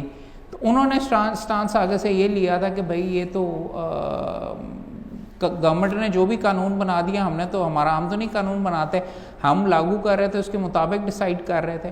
तो उसके बारे में ये बना हुआ कि अगर गैर कानूनी, गैर इंसानी अगर कोई कानून बने, तो एक तरफ तो हम बात कर रहे थे अभी थोड़ी देर पहले कि इकोनॉमिक्स के मामलात में जुडिशल रिस्ट्रेंट होना चाहिए, ऑलिवर वेंडल होम्स बड़ा ज़बरदस्त था और ये था, मगर उसकी फ्लिप साइड के ऊपर आपको क्या नज़र आता है, ऑलिवर वेंडल होम्स का ये, इस फिल्म के अंदर ये वाला जो जजमेंट है, ये कोट की जाती है कि एक औरत को स्टेरलाइज कर दिया गया क्योंकि उसके वालदैन कम अकल वाले थे, ये जहन उनका ख़राब था दोनों वालदैन का, तो उन्होंने कहा कि इसको भी स्टेरलाइज कर दो क्योंकि इसके बच्चे भी बीच में आगे जाके कम अकल होंगे या पागल होंगे या कुछ इस तरीके से ये करके, और जज साहब ने उसको अप होल्ड किया ये कहते हुए कि जी देखें लोगों से कुर्बानियाँ तो गवर्नमेंट मांग सकती है, जंग के ऊपर जाते हैं तो लोग मर जाते हैं, तो अगर कोई ऑलरेडी जो उसका सेंटेंस ये था कि जो वो sapping the strength of the society at large already, तो उसको अगर स्टेरलाइज कर दिया जाए तो उसमें क्या ख़राबी है। आई मीन फंडामेंटल राइट की इससे ज़्यादा क्या वायलेशन हो सकती है। जिसको जज साहब ने यहाँ पे अप होल्ड किया अपनी जुडिशल, तो आपको समझाना ये चाह रहा हूँ कि अगर तो प्रोग्रेसिव वो कि उनके हकूक़ के लिए, लेबर के हकूक़ के लिए कानून आया, वो चैलेंज हुआ तो जज ने कहा कि जुडिशल रिस्ट्रेंट है, मैं नहीं छेड़ता। मगर अगर गंदा कानून बना हुआ है, इनह्यूमन कानून बना हुआ है, और जज फिर भी कह रहा है कि जी जुडिशल रिस्ट्रेंट है, तो फिर क्या? इसकी दोनों साइड, दो धारी तलवार है। जुडिशल रिस्ट्रेंट वगैरह हाँ फ़ायदा भी हो सकता है, लेकिन फिर मेजॉरिटी का मसला क्या है? कॉन्स्टिट्यूशन क्यों बनाई जाती है? मेजॉरिटी, फंडामेंटल राइट्स क्यों लिखे जाते हैं? कि मेजॉरिटी पकड़ के किसी इंडिविजुअल को ना रगड़ सके, सारे के सारे आ गए, या एक फ़िरका आ गया, या एक जहनीत आ गई, वो बाकियों को यार तुम तो इंसान ही नहीं है, तुमको उनको अटैक करना शुरू कर दे। तो वहाँ पे जाके फंडामेंटल राइट्स के मामलात के अंदर जुडिशल रिस्ट्रेंट और इस केस के अंदर था, आई थिंक वो बहुत ज़्यादा। जी सॉरी जी सर, मैं कह रहा था कि फंडामेंटल राइट्स जुडिशल एक्टिविज्म से भी परहैप्स डैमेज हो सकते हैं। सॉरी फंडामेंटल राइट यार, किसके फंडामेंटल राइट्स ना, सवाल ये आता है। जुडिशल एक्टिविज्म के अंदर अगर आप जाके PKLI के ऊपर का मामला आपके सामने है, जुडिशल एक्टिविज्म में जाके, या अस्पतालों के ऊपर आप चेक करना शुरू कर दें, या आप कहें कि वहाँ पे जज साहब के प्रॉब्ली जहन में था कि अवाम का नुकसान हो रहा है, अवाम का पैसा ज़ाया हो रहा है, इन डॉक्टरों को क्यों दिया जा रहा है, मगर वो जो इंस्टीट्यूशन बना हुआ था उस पर अंदर असरअंदाज हुआ, और वो भी शायद अभी तक उससे रिकवर प्रॉपर्ली नहीं किया। या फिर अगर फॉर एग्जांपल फंडामेंटल राइट्स के लिए इंक्वायरी करके कंपनियों के राइट्स पामाल कर दिए जाए। मैं यहाँ पे आर्ग्यू कर रहा था, जो आउटगोइंग चीफ जस्टिस अभी साहब गए उनके सामने केस आर्ग्यू कर रहा था, ये oil manufacturing company, marketing companies, ये जो पेट्रोल पंप है उनकी तरफ से, अब उनके भी फंडामेंटल राइट्स हैं, मगर मैं जब वहाँ पे खड़ा हुआ तो जज साहब ने इब्तदाई यहाँ से कि आप सारे तो माफ़ी हैं, तो वहाँ पे जुडिशल एक्टिविज्म था, जज साहब आगे जा रहे थे, और अवाम, ब्रॉडर अवाम का। अब दूसरा सवाल ये आता है, क्या हुकूक को तोला जा सकता है? एक साइड के हकूक़ को दूसरे साइड के हकूक़ के साथ तोला जा सकता है? बिकॉज यहाँ पे बेशुमार केसेस में, बेशुमार मामलों में आप ये देखेंगे कि आप आपस में फंडामेंटल राइट्स के कॉन्फ्लिक्ट्स होते हैं, ख़ासतौर पे जहाँ पे पार्टीज़ वगैरह दो हों, बल्कि तकरीबन हर केस के अंदर होता है, एक का फ़ायदा हो रहा होता है तो एक का नुकसान हो रहा होता है। सो वो that is something you need to also take a look at as well, उसका इम्पैक्ट। जैसे रो वी वेड के अंदर वो you decide that the right to choice वो एक अल्टीमेट राइट है, and she can abort at any stage of the pregnancy. This is what Roe v Wade stage. यार वो नो, एक उसके अंदर देखिए दूसरी चीज़ आपके सामने अभी ये पॉइंट आउट किया है, उन्होंने वो बंदा पॉइंट आउट भी करा था कि राइट टू कॉन्ट्रैक्ट कितों आ गया यार, लिखा नहीं हुआ यहाँ पे। फॉर एग्जांपल साथ उसने एग्जांपल दिया, ये रो वर्सेस वेड अबॉर्शन वाला अमेरिका का मशहूर केस है, उसके अंदर भी राइट टू लाइफ के अंदर उन्होंने राइट टू, और राइट यहाँ पे फॉर एग्जांपल हमारी कॉन्स्टिट्यूशन में right to dignity, right to life, ये सारे के सारे लिखे हुए। अब वो लाइन कहाँ पे होती है? क्या मतलब राइट टू लाइफ? जिंदा रहना कि डिग्निटी के साथ रहना? उसके अंदर फिर कौन से और से हुकूक आ जाते हैं? किस तरीके से आपकी क्या स्टेट के पास ये हक मौजूद है कि 14 दिनों के लिए कोविड के लिए आपको अंदर बंद कर दें? कानून तो बना था, और शायद तो स्टेट के पास पावर होनी चाहिए, लेकिन आप कह सकते हैं मेरा राइट टू लाइफ मुझे उठा के क्यों आप कैसे बंद कर सकते हैं? मेरा फंडामेंटल राइट है। अब वो राइट कहाँ तक जाता है, किस तरीके से जाता है? मैं फिर ये बता रहा हूँ, there is no hard and fast rule, और इस सारी चीज़ों को आपने इन पॉइंट ऑफ व्यू से भी देखना है कि इनको ये आपके लिए टूल्स हैं। आपने जब अपना मुकदमा आर्ग्यू करना है, जीतने के लिए आर्ग्यू करना है, और आर्ग्यूमेंट्स इन चीज़ों पे आप बना के कर सकते हैं, राइट? अब ऑलिवर वेंडल होम्स ने जो जाके किया कि किसी बंदे को स्टेरलाइज करना जस्टिफाई हो सकता है, मगर यहाँ पे हुआ है। इंडिया के अंदर फॉर एग्जांपल इंदिरा गांधी ने भी किया था, मेरा आई बिलीव इंदिरा गांधी ने किया था इमरजेंसी के बाद ये सारे का सारे ये मामला, और सुप्रीम कोर्ट ने वहाँ पे आई बिलीव शायद स्ट्राइक डाउन किया, वो मुझे नहीं पता, बट इंडिया में भी इंट्रोड्यूस हुआ। एक ज़माने के अंदर ये रुझानात थे, ठीक है स्टेरलाइजेशन अगर सही है तो फिर ठीक है यार, गरीब इतने बच्चे पैदा करते हैं, बंद कर दें। क्या ये आप कर सकते हैं? और ये देखो, ये एक शॉकिंग वायलेशन ऑफ होगा, ये राइट टू लाइफ और आपके राइट टू प्राइवेसी 100 दर्जनों आपके राइट्स को वायलेट करता है। Right to have a family, हमारी कॉन्स्टिट्यूशन में तो राइट टू लाइफ के अंदर right to have a family भी मेरे ख्याल में आता है। Universal declaration of human rights में ब्रॉडर राइट्स लिखे हुए हैं, वहाँ पे भी हम सिग्नेटरी हैं, उधर से भी आप चीज़ें इंपोर्ट कर सकते हैं। मगर ये मामलात वगैरह फिर मैं आपको ये बता रहा हूँ जी, हमारी पॉपुलेशन बड़ी ज़्यादा हुई जा रही है पाकिस्तान की, और आज मैं कल देख रहा था हम शायद 5वें नंबर पे दुनिया में, मेडल एक भी नहीं हमें मिला इस दफ़ा करके सारे का सारा। इंडिया शायद तीसरे नंबर पे, उनको 5-6 मिल गए, गोल्ड फिर भी नहीं मिला। बट बात सीधी सीधी ये कि ठीक है फिक्स कर देंगे, ये हर बंदे का एक बच्चा होगा बस, जैसे चाइना में 1 चाइल्ड पॉलिसी। सो ये चीज़ें वगैरह जो हैं, अगर इस तरीके से कोई कानून करता है, इमरान खान कहता है आके, और बाकी भी ये कहते हैं हाँ हमारा फंडामेंटल प्रॉब्लम हमारी पॉपुलेशन भी है, क्या इसके बारे में हम कुछ करेंगे, क्या इसके बारे में हम कुछ कर सकते हैं, इस्लाम अलाउ करता है कि नहीं। ये सारे के सारे ये जो चीज़ें हैं ये आर्ग्यूमेंट्स हैं जिनको इस्तेमाल करके आपका गोल ये है कि आपके सामने ये मुख्तलिफ तारीख में भी ये दिखा रहे हैं कि मुख्तलिफ स्टेजेस पे ये आर्ग्यूमेंट्स मुख्तलिफ लेवल पे चलें। और अच्छा वकील वो होता है जो कि अपना जहन लगा के ये एम्यूनेशन आपको दी जा रही है जिसको आप इस्तेमाल करके एक अच्छा वकील और आप अपना मुकदमा जीत सकते हैं। So this is the ability that you are suppose to do see, this is why आपको ये एक धागे पकड़ा रहे हैं मुख्तलिफ केसेस के कि इनको आप खुद खींचेंगे तो आपको कोई ना कोई और आर्ग्यूमेंट आगे से मिलता जाएगा। इसी वजह से फॉर एग्ज़ाम्पल, और रिलेटेड तो नहीं, मैं आपको ये बता रहा हूँ, मेरे हेड नोट्स ना पढ़ें, आप जाके अच्छा वकील वो है, और अच्छा वकील इसलिए बनता है PLDs SCMR में आप बॉडी भी पढ़ें उसकी, उसमें पढ़ें जो हारा है उसने क्या बहस की थी, उससे उस आर्ग्यूमेंट को आप चला सकते हैं, शायद आप बेहतर आर्ग्यू कर लें, थोड़ा सा बदल के आप पेश करें, शायद आप जीत जाएं। या ये भी देखने में आया है कि आइंदा जाके ही मुख्तलिफ जजेस के ऊपर अगले किसी और जज के पास जाके दूसरा व्यू ले लेते हैं, कोर्ट्स का व्यू भी चेंज हो जा सकता है। तो फिर मैं ये बता रहा हूँ कि ये जो आप आज के बाद जजमेंट्स एग्जामिन करें, आप उनको जजमेंट्स को निरा ये ना देखा करें जीतने वाली कि सिर्फ कई बंदे होते हैं निरा हेल्ड पढ़ लेते हैं कि जी हाँ जी कोर्ट ने क्या किया वो पढ़ें। नो, फलां जब वकील ने क्या आर्ग्यू किया था, उसके जवाब में फलां ने क्या किया था, ये जब आप चीज़ें पढ़ेंगे तो आपको ये भी बात पता चलती जाएगी कि भाई आप सारे के सारे नए वकील हो, काफ़ी यहाँ पे जूनियर्स बैठे हुए हैं। अब आपको ये एक्सपेक्ट करना है कि जी आगे से क्या आपको गूगली आ सकती है, जज क्या पूछ सकता है, ये क्या कर सकता है, जब तक आप ये PLDs नहीं पढ़ोगे और ये नहीं पढ़ोगे कि इसने ये चाल चली तो सामने से क्या चाल आई, आपको नहीं पता चलेगा कि ये गेम कैसे खेली जाती है।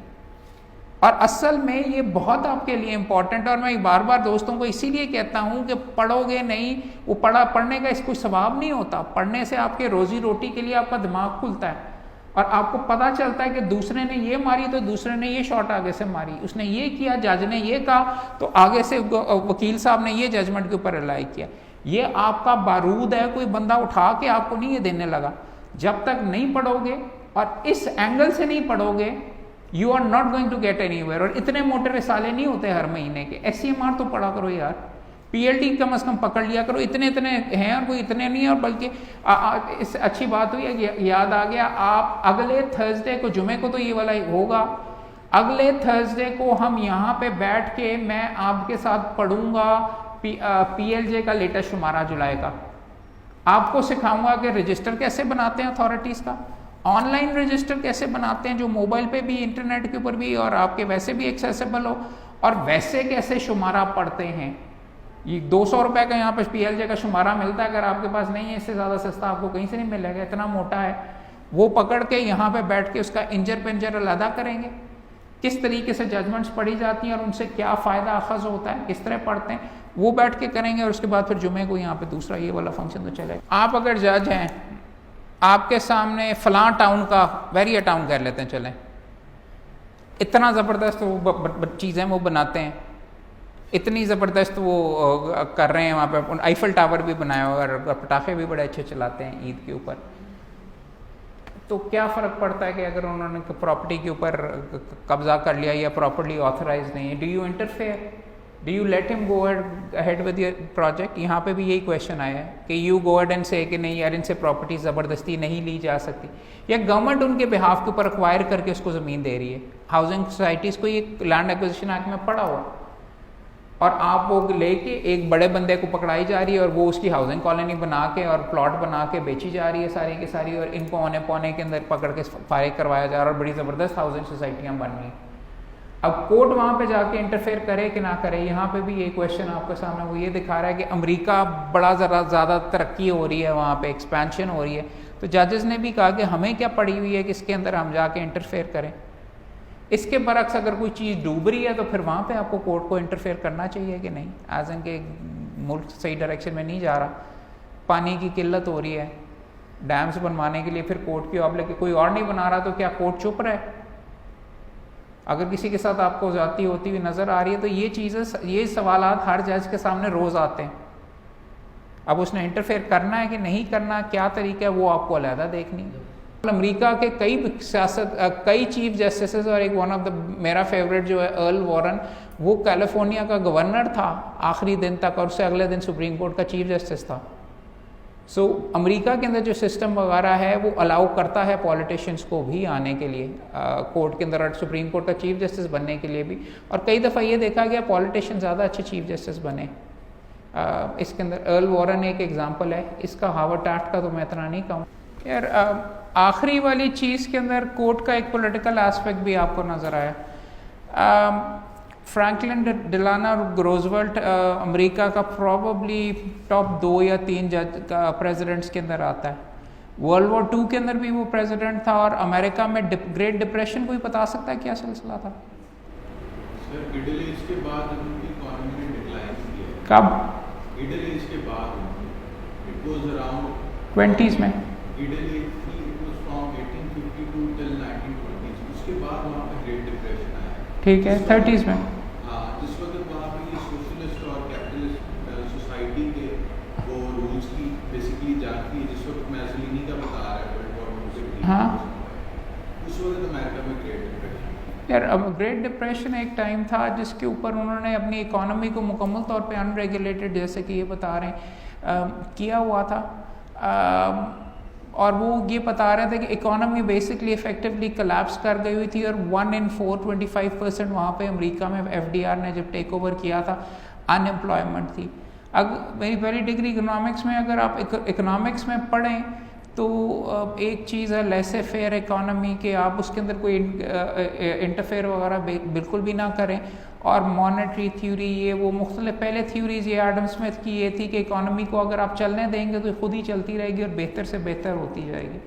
मगर एक टाइम के ऊपर ये आया ग्रेट डिप्रेशन के अंदर के मुकम्मल तौर के ऊपर इकोनॉमी कोलैप्स हो गई। वहाँ पे जॉन मेनहार्ड केन्स के नाम से एक बंदा है, उसने ये थ्योरी दी थी कि government is suppose to step in and spend, अगर वो खर्चा वगैरह करेगी तो it will go ahead and kick start the economy.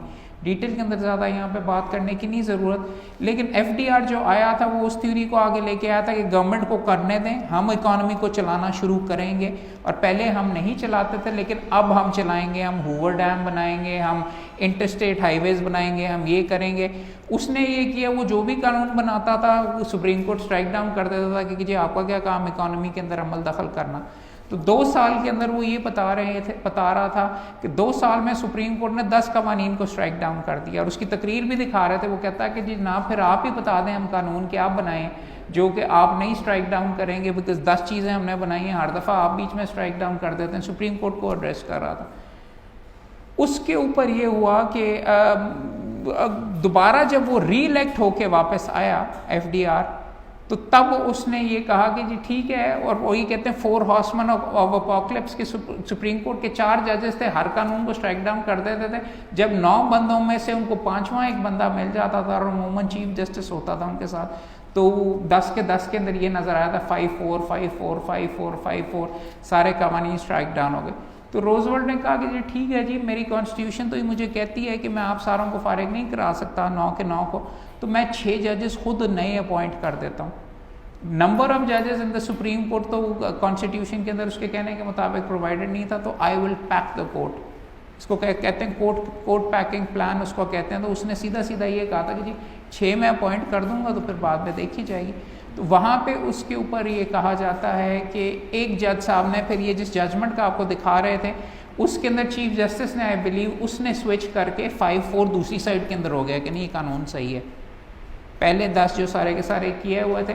तो आपको एक लेवल के ऊपर पॉलिटिक्स भी नज़र आती है। The threat that he made, इसके ऊपर अगर आप लिटरेचर पढ़ें तो उसको कहते हैं the switch that saved 9, switch that saved 9 के 9 जजेस ही 9 उन्होंने बेसिकली इस तरीके से उनकी बचत वगैरह हुई, और वो इसलिए हुई क्योंकि एक जज ने स्विच कर लिया। इसके ऊपर एक दो अच्छी काफ़ी किताबें पढ़ी हुई मेरे से, नाम अगर आप लेना चाहें तो शेयर दम विद यू, बट ये मामला था कि there is a political aspect to it as well, और उस लेवल के ऊपर भी नोक झोंक चलती रहती है।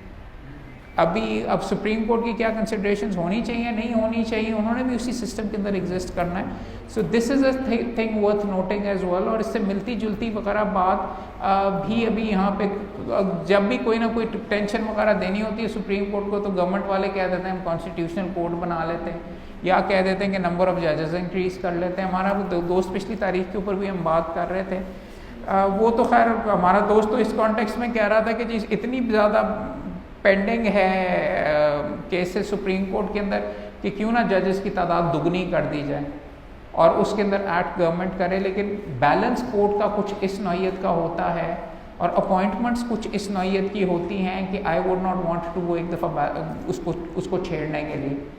दूसरी ये चीज़ें वगैरह हैं कि वो आपके सामने ही हैं सारे के सारे, बट फंडामेंटल क्वेश्चन और जो आज का ये आपको दिखाने का ये मकसद ही ये था। अगले 2 हफ्ते भी इट सेम टाइम पार्ट 3 और पार्ट 4 देखेंगे और उनमें जो इश्यूज और लेटेस्ट आएगा वो भी हम डिस्कस करेंगे। मगर इसका आज की गुफ्तगू का और आज के लेक्चर का और डॉक्यूमेंट्री का ये था कि चंद थीम्स जो इसके अंदर आपके सामने नज़र आ रही हैं वो हम डिस्कस करें, वो देखें और देखें पाकिस्तान के अंदर भी वो लागू होती हैं कि नहीं। और आप देखेंगे कि इंसान हर जगह के ऊपर कॉन्स्टिट्यूशन जहाँ पे भी रिटन होगी या अनरिटन भी होगी वहाँ पे इंसान हर जगह पे बसते हैं, ये टेंशन्स आपको हर जगह पे नज़र आएंगी।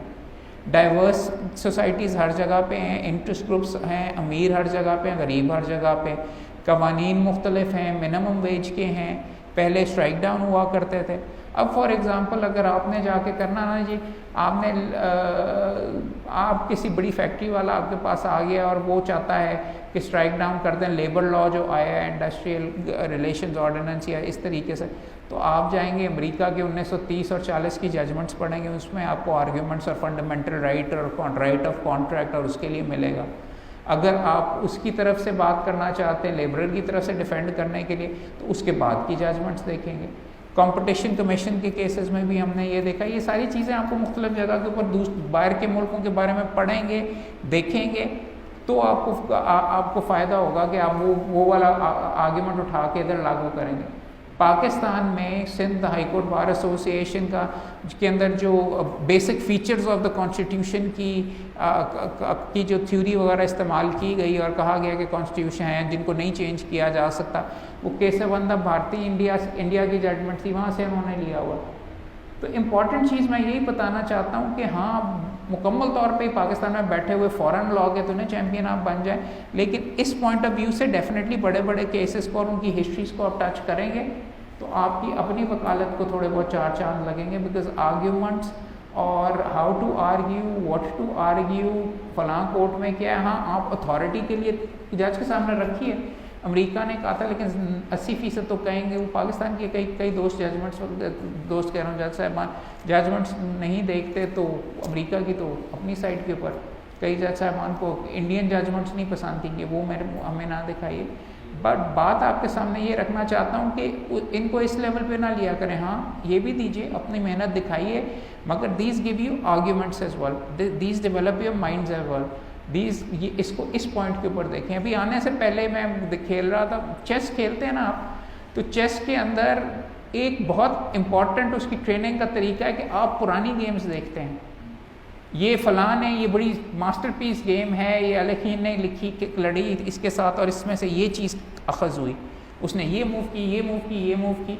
मुकदमों को भी इसी नौइयत से, PLDs को भी इसी नौइयत से, दूसरों के एक्सपीरियंस को इसी नौइयत से देखिए, बेहतरी आएगी। ये जहन के अंदर आप गेम खेलेंगे, अपने जहन को इस तरीके से डेवलप करेंगे तो जब आपके मुकदमे में आप वहाँ पे जाके पहली दफ़ा यंगस्टर्स हैं जाके बहस करनी पड़ेंगे और वो मेंटेनेबिलिटी के ऊपर कॉन्ट्रैक्चुअल क्लॉज का कह देंगे, कॉन्ट्रैक्चुअल मैटर में आप कैसे हमारे पास आ गए, तो फिर आपने अगर किया हुआ तो एरोफ्लोट वाली जजमेंट या सुप्रीम कोर्ट की फ़लाँ जजमेंट आपके सामने होगी तो आपने पढ़ी होगी या देखी होगी, तो आप कहेंगे नहीं जी उसके अंदर ये एक्सेप्शन है, इनके अंदर आ सकते हैं, मैं इसके तहत आया हूँ। अदरवाइज़ आप मेरी तरह भी हो सकते हैं। मैं आपके सामने सारे हारे हुए मुकदमे आपके मैं जिक्र कर रहा हूँ। सबसे पहला ज़िंदगी का मुकदमा हाई कोर्ट में चौधरी एजाज साहब ने 1.5 मिनट के अंदर उड़ाया मेरा। मैं मुस्कुराता हुआ चला गया वहाँ पे, सारा क्या 2-1-2 पढ़ा है? मैंने कहा जी पढ़ा है। अच्छा हाँ ठीक है चलो। मैंने कहा मैं जीत गया हूँ, हार गया हूँ, मुझे पता नहीं चला। मैं उठ के वापस आ गया। उन्होंने उड़ा के मारा कि जी रेट पिटिशन है, सर्विस मैटर है, और आर्टिकल 212 के ऊपर उन्होंने खारिज कर दिया। अब अगर मेरी तैयारी वगैरह ज़्यादा बेहतर होती, वो वाला मुकदमा फिर सुप्रीम कोर्ट गया और सुप्रीम कोर्ट से जीत के हम फिर नीचे रिमांड होके और फिर हम नीचे जीते, तो मैं सही था, जज साहब गलत है। लेकिन तैयारी, पढ़ना, 212 these things you need to be prepared for. आजकल 212 काफ़ी ज़्यादा लगता है लाहौर हाई कोर्ट के अंदर। सर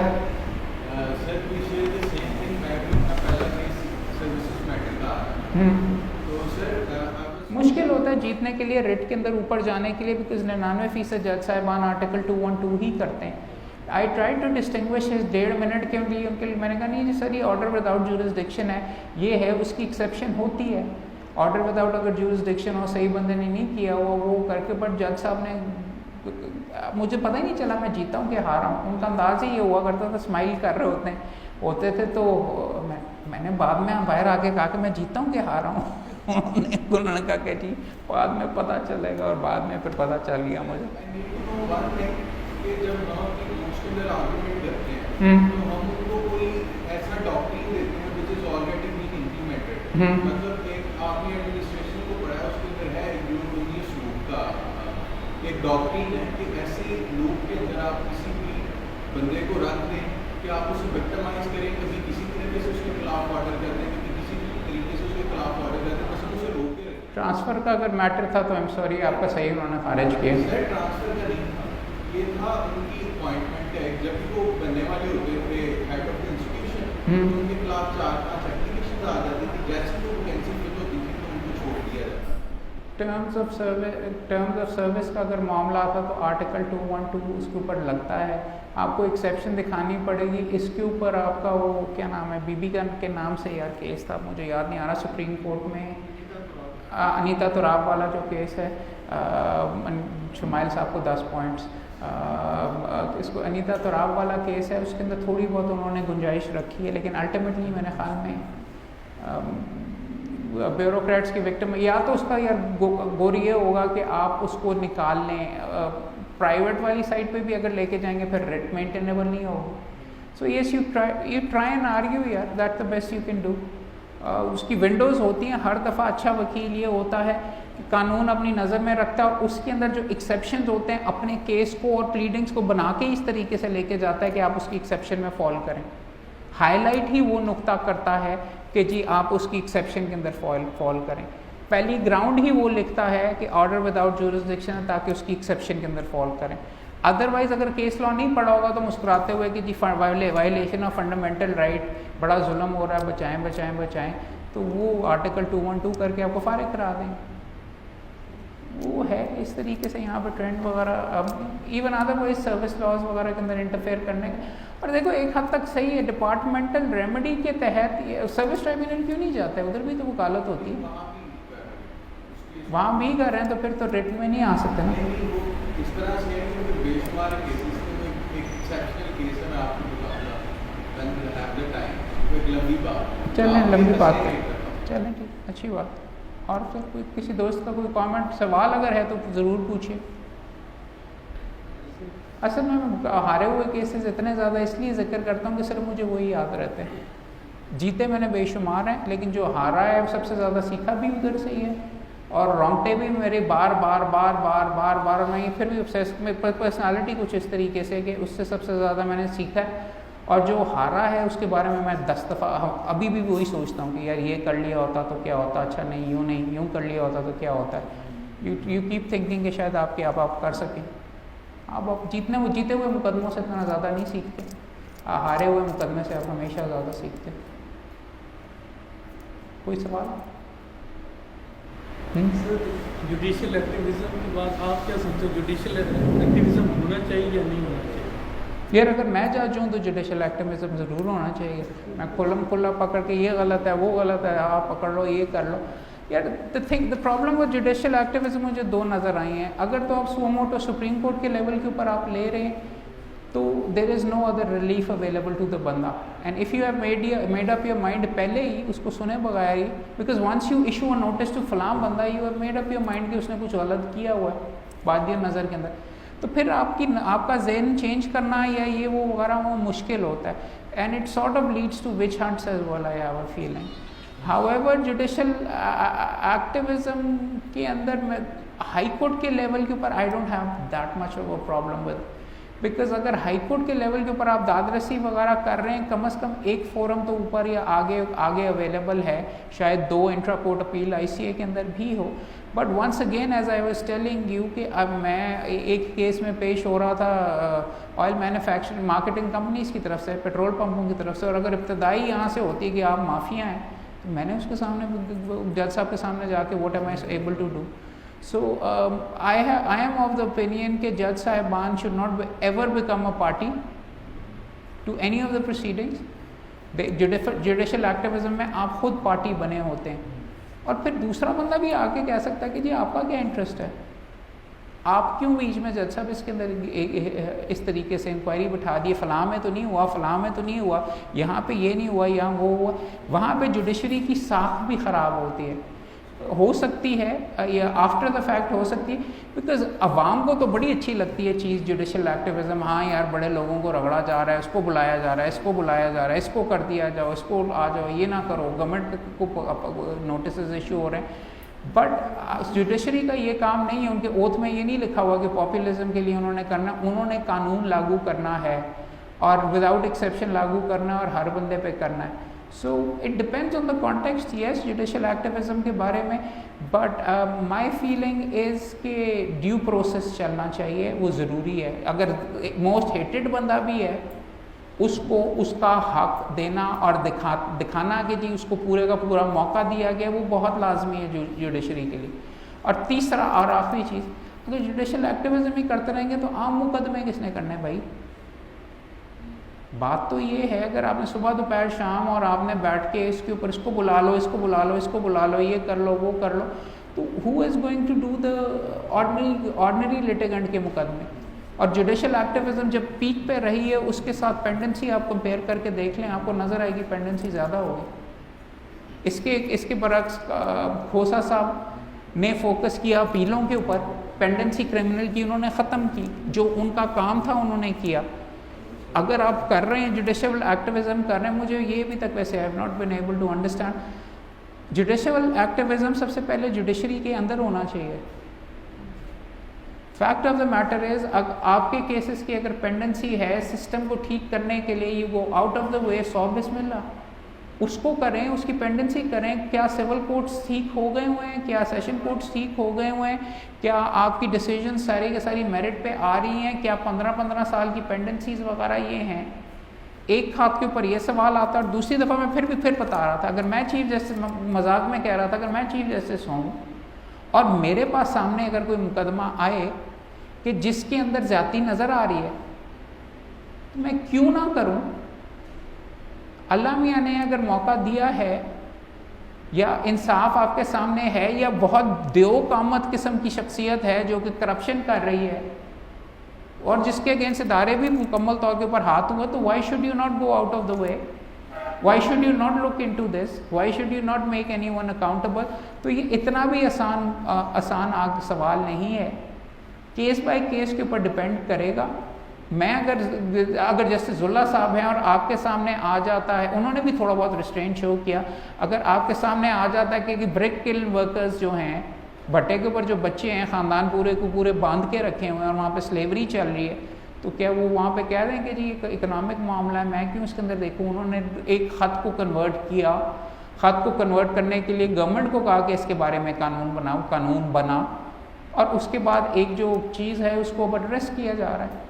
और भी हैं, आई मीन फंडामेंटल राइट की जो अब अब्यूज़ जो हैं सारी की सारी आपके सामने नज़र आई, why should you not go ahead and do that? वहाँ पे जुडिशल एक्टिविज्म होना चाहिए, मगर फिर वो जैसे हर दफ़ा कहते हैं समोसे के और ये एक बोतल के ऊपर और इसके ऊपर सुओ मोटोज बिल्कुल भी नहीं होने चाहिए।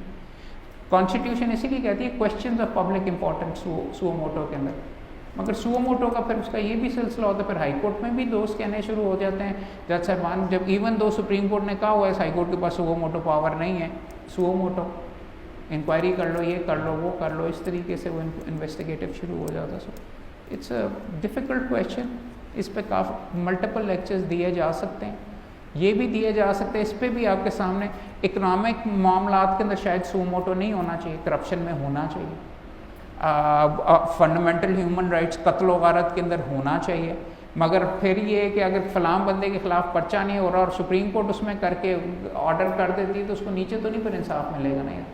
उन्होंने कहना चीफ साहब के ऑर्डर के साथ हुआ, मैं कहाँ पे से नीचे बैठ के इसको इनोसेंट डिक्लेयर कर दूँ। पावरफुल बंदे करवा लेते हैं अपने बच्चों को, फिर भी वहाँ पे फिर शायद सुओ मोटो बनता है। चंद केसेस में, जहाँ पे मेरे ख्याल में चंद केसेस में इन्वेस्टिगेशन या इंक्वायरी में कोर्ट्स को नहीं इंटरफेयर करना चाहिए, मगर कोर्ट्स ने किया, इंक्वायरीज आती हैं, कहते हैं ये नहीं एक्सेप्टेबल, दोबारा करके आओ, फिर कहते हैं नहीं एक्सेप्टेबल करके आओ, तो फिर वो कहते हैं कि जी अब जज साहब की मर्ज़ी के मुताबिक कर देते हैं। इस तरीके से देखा गया, but it is somewhat because मामला ये है वहाँ पे जुडिशल एक्टिविज्म में सबसे बड़ी ख़राबी ये है कि you can sort of lose your self, कहाँ इंसाफ कहाँ पे रुकता है और आपकी ज़ात और आपकी पर्सनल लाइक्स और डिसलाइक्स कैसे होती हैं। होम्स ओलिवर वेंडल होम्स ने तो कहा हर चीज़ ही जज की ज़ाती होती है, आप हर डिसीजन के अंदर अपनी ज़ाती पसंद नापसंद, रिलीजियस बैकग्राउंड, इकोनॉमिक बैकग्राउंड, अमीर होना गरीब होना, घर से आप उठा के साथ लाते हैं, और आप जो सामने बंदा होता है उसको भी आप ना चाहते हुए भी आप उसको उस तरीके से जज कर रहे होते हैं। आप गरीब घराने से हैं, किसी की तनख्वाह रोकी हुई है, या कोई है आपकी अपनी बैकग्राउंड के अंदर कुछ इस तरीके से सख्ती वगैरह कोई रही है वालिद साहब के साथ या कोई ये वो, तो आप खुद भी नहीं रियलाइज़ कर रहे होते, बट यू विल से कि यार इसको इसकी तनख्वाह मिलनी चाहिए, जबकि उसके बरक्स और इस जिस वजह से विदहोल्ड की है वो माइनर है, उसको छोड़ो। इसके बरक्स अगर आपका नौकर आपके वहाँ पे घर में से चोरी करके ले गया हुआ पैसे वगैरह और नौकर का मुकदमा आएगा, तो हो सकता है कि आप दिल में कहेंगे सारे होते ही इस तरीके से हैं। सो आई डोंट नो कि किस हद तक, आई एम नॉट अ जज, I have not been a जज, बट इसके ऊपर मटीरियल मौजूद है। वो यहाँ तक बीच में लिखा गया है कि डिपेंड इस चीज़ पे डिपेंड करता है कि जज साहब का नाश्ते में उन्होंने क्या खाया था, और इस चीज़ पे डिपेंड करता है कि बीवी के साथ बनी थी कि लड़ाई हुई थी कि ये हुआ था, और ये करके किस तरीके से हुआ, जल्दी में आए वो। I mean realist school of jurisprudence जो जब आप पढ़ेंगे, जूरिस्प्रूडेंस आपने पढ़ी होगी, उसमें इसकी बात है, वहाँ पे लिखा गया है ये चीज़ें सारी की सारी। सो If we have a comparative analysis of United States and Pakistan, America has a long and detailed history. Means power structure is articulated as we observed here, as a result of social revolution, cultural, political, and even constitution. But in Pakistan, we have unending stories of martial arts, Islamization, the war of terror, and all that. And one event that we have in 2007, the Lawyers' Revolution, the uprise of power accumulation on black people. And when we have seen the judicial policy of Iftikhar Chaudhry, Shakil Asad Sahab and all, Pakistan के अंदर जो supreme एक power evolve होती है with the passage of time, and then it is incorporated in the constitution. As we are talking about the judicial activism, power का जो principal है, basic the principle of collective responsibility. The Prime Minister with its cabinets, even the army chief with its corps commanders, at local level, even vice chancellor with its syndicate, even bar have its own cabinets. So Pakistan के अंदर जो 184(3) की जो power है, इसको क्या regulate इस sense में होना चाहिए कि the word Supreme Court is actually accepted. I agree with you. इसके ऊपर बेशुमार बात भी और बार का भी मुतालबा है कि सुओ मोटो की जो पावर्स हैं, may be it should not just be with the learned chief justice alone, it should be कोई कमेटी हो। इंडिया के अंदर शायद केस फिक्सेशन की पावर भी और इस तरीके से भी उन्होंने डिवाइड अप की हुई हैं। There are certain cases in which के चीफ जस्टिस साहब को अगर कोई जज साहब नोटिस वगैरह भेजते हैं तो चीफ जस्टिस साहब उन पर सुओ मोटो लेके उनका भी बेंच बना देते हैं। But you are right about that कि I am not that concern about कि कहाँ पे सुओ मोटर ले रहे हैं, I am more concern about कि अपील का राइट अवेलेबल है कि नहीं and stuff like that. So I tend to agree with you. इसको regulation and this needs to be looked at इस जगह के ऊपर, और the sooner it is looked at the better. ये बार काउंसिल्स की भी आई बिलीव डिमांड है कि इन पावर्स को रेगुलेट होना चाहिए. और सुप्रीम कोर्ट हर जगह पे अगर ये कहती है, खुद बीच में कहती है ऑनरेबल सुप्रीम कोर्ट के power needs to be regulated, it can not be unfettered at discretion वगैरह. तो इन चीज़ों के अंदर, इन चीज़ के अंदर why not. One thing I would like the courts to also take a look at, और ये रिसेंटली सुप्रीम कोर्ट ने अपनी डिसीजंस के अंदर भी होल्ड किया है कि रिट नहीं हो सकती अगेंस्ट कोर्ट की कोई डिसीजन, बिकॉज पर्सन नहीं है. एक थोड़ी सी विंडो खोली गई थी, वो इस्लामाबाद हाई कोर्ट का मामला था जिसके अंदर ये होल्ड कर दिया गया था कि जुडिशल डिसीजंस के अलावा कोर्ट्स की दूसरी डिसीजंस वगैरह एडमिनिस्ट्रेटिव साइड के ऊपर और ये वो उनके खिलाफ रिटें हो सकती हैं. वो दरवाज़ा सुप्रीम कोर्ट ने फिर ऑनरेबल सुप्रीम कोर्ट ने बंद कर दिया. सो यस, अगर ये है रिस्पेक्ट इन्हीं चीज़ों के साथ आई थिंक ज़्यादा बढ़ेगी कोर्ट की, अगर वो खुद it's not taking away power, अगर वो आपस में स्प्रेड आउट कर दे. But it becomes a bit of a problem कि आप अगर पावर आपके पास है, आपकी इतनी फरासत हो कि आप कहें नहीं यार तू भी आ जा मेरे साथ, ये भी आ जा, तीनों सीनियर जजेस हम मिल के डिसाइड करेंगे. होना तो चाहिए, हो सकता है कि नहीं हो सकता, वो सुप्रीम कोर्ट रूल्स के अंदर ही it's something for the supreme court to do. हम तो ज़्यादा से ज़्यादा सजेस्ट कर सकते हैं और वो भी आई डोंट नो किस हद तक अप्रोप्रिएट होगा करके. बट हाँ, एक लीगल पॉइंट के ऊपर तो हम डेफिनेटली बात कर सकते हैं. Any question sir?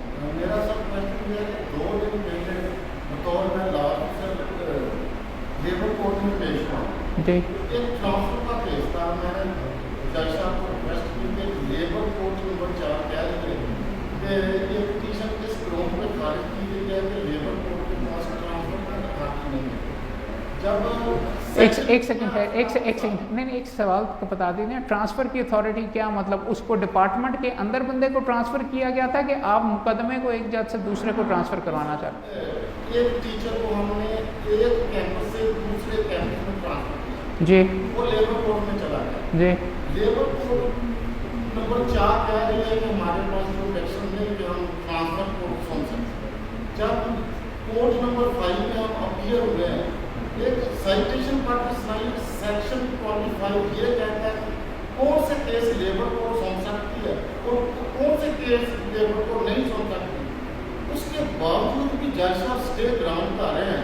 तो इसका मतलब जज साहब has needed the further training. जज साहब को सीट पर बैठने से पहले लेबर कोर्ट दिखाना चाहिए. सर 2 जज साहबान अगर बैठे हुए हैं और उनके आपका सवाल ये है कि उनके मुख्तलिफ व्यूज़ हैं. एक जज साहब उसको कहते हैं डिसमिस कर रहे हैं ये कह के कोर्ट के पास जुरिसडिक्शन नहीं है. दूसरे पहले स्टेज के ऊपर पहली तारीख के ऊपर कर रहे हैं. उनको जब पहले जज साहब का ऑर्डर का पता चलेगा, आपको दूसरा भी इंशाल्लाह खारिज कर देंगे अगर आप उनको पता ना दीजिएगा.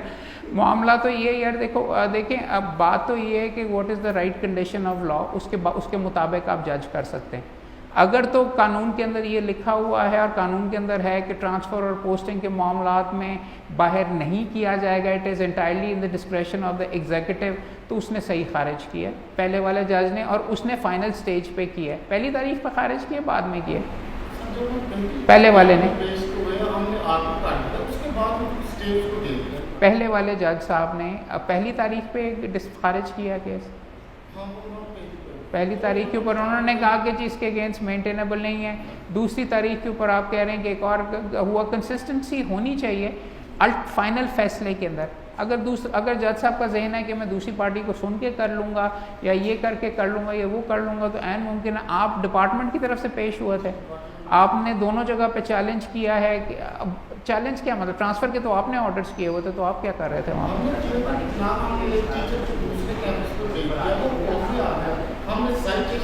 दूसरी पार्टी ने आके चैलेंज किया दोनों केसेस में. पहले वाले के अंदर आपने आके, फिर आप पहली तारीख पे तो नहीं खारिज हुआ ना, फिर आप आए और आपने अपेयर होके ये कहा कि जी आपकी जुरिसडिक्शन नहीं बनती, और पहले वाले जज ने कहा हाँ ठीक है मेरी जुरिसडिक्शन नहीं बनती, ट्रांसफ़र में मैं इंटरफेयर नहीं कर सकता. पहले वाले ने खारिज कर दिया. क्यों नहीं किया जा सकता? जज साहब की अपनी डिस्क्रेशन है, केस बाय केस बेसिस के ऊपर उनको है, अगर उनके जहन के अंदर है आप जाके अपना आर्ग्यू करेंगे, साथ जाके दूसरे जज का भी ऑर्डर ज़रूर दिखाइएगा, उम्मीद है वो वाला भी आपके फेवर में फ़ाइनल ऑर्डर में कर देगा। अगर फाइनल ऑर्डर्स में कोई डिफरेंस आ रहा है तो फिर अलग बात है।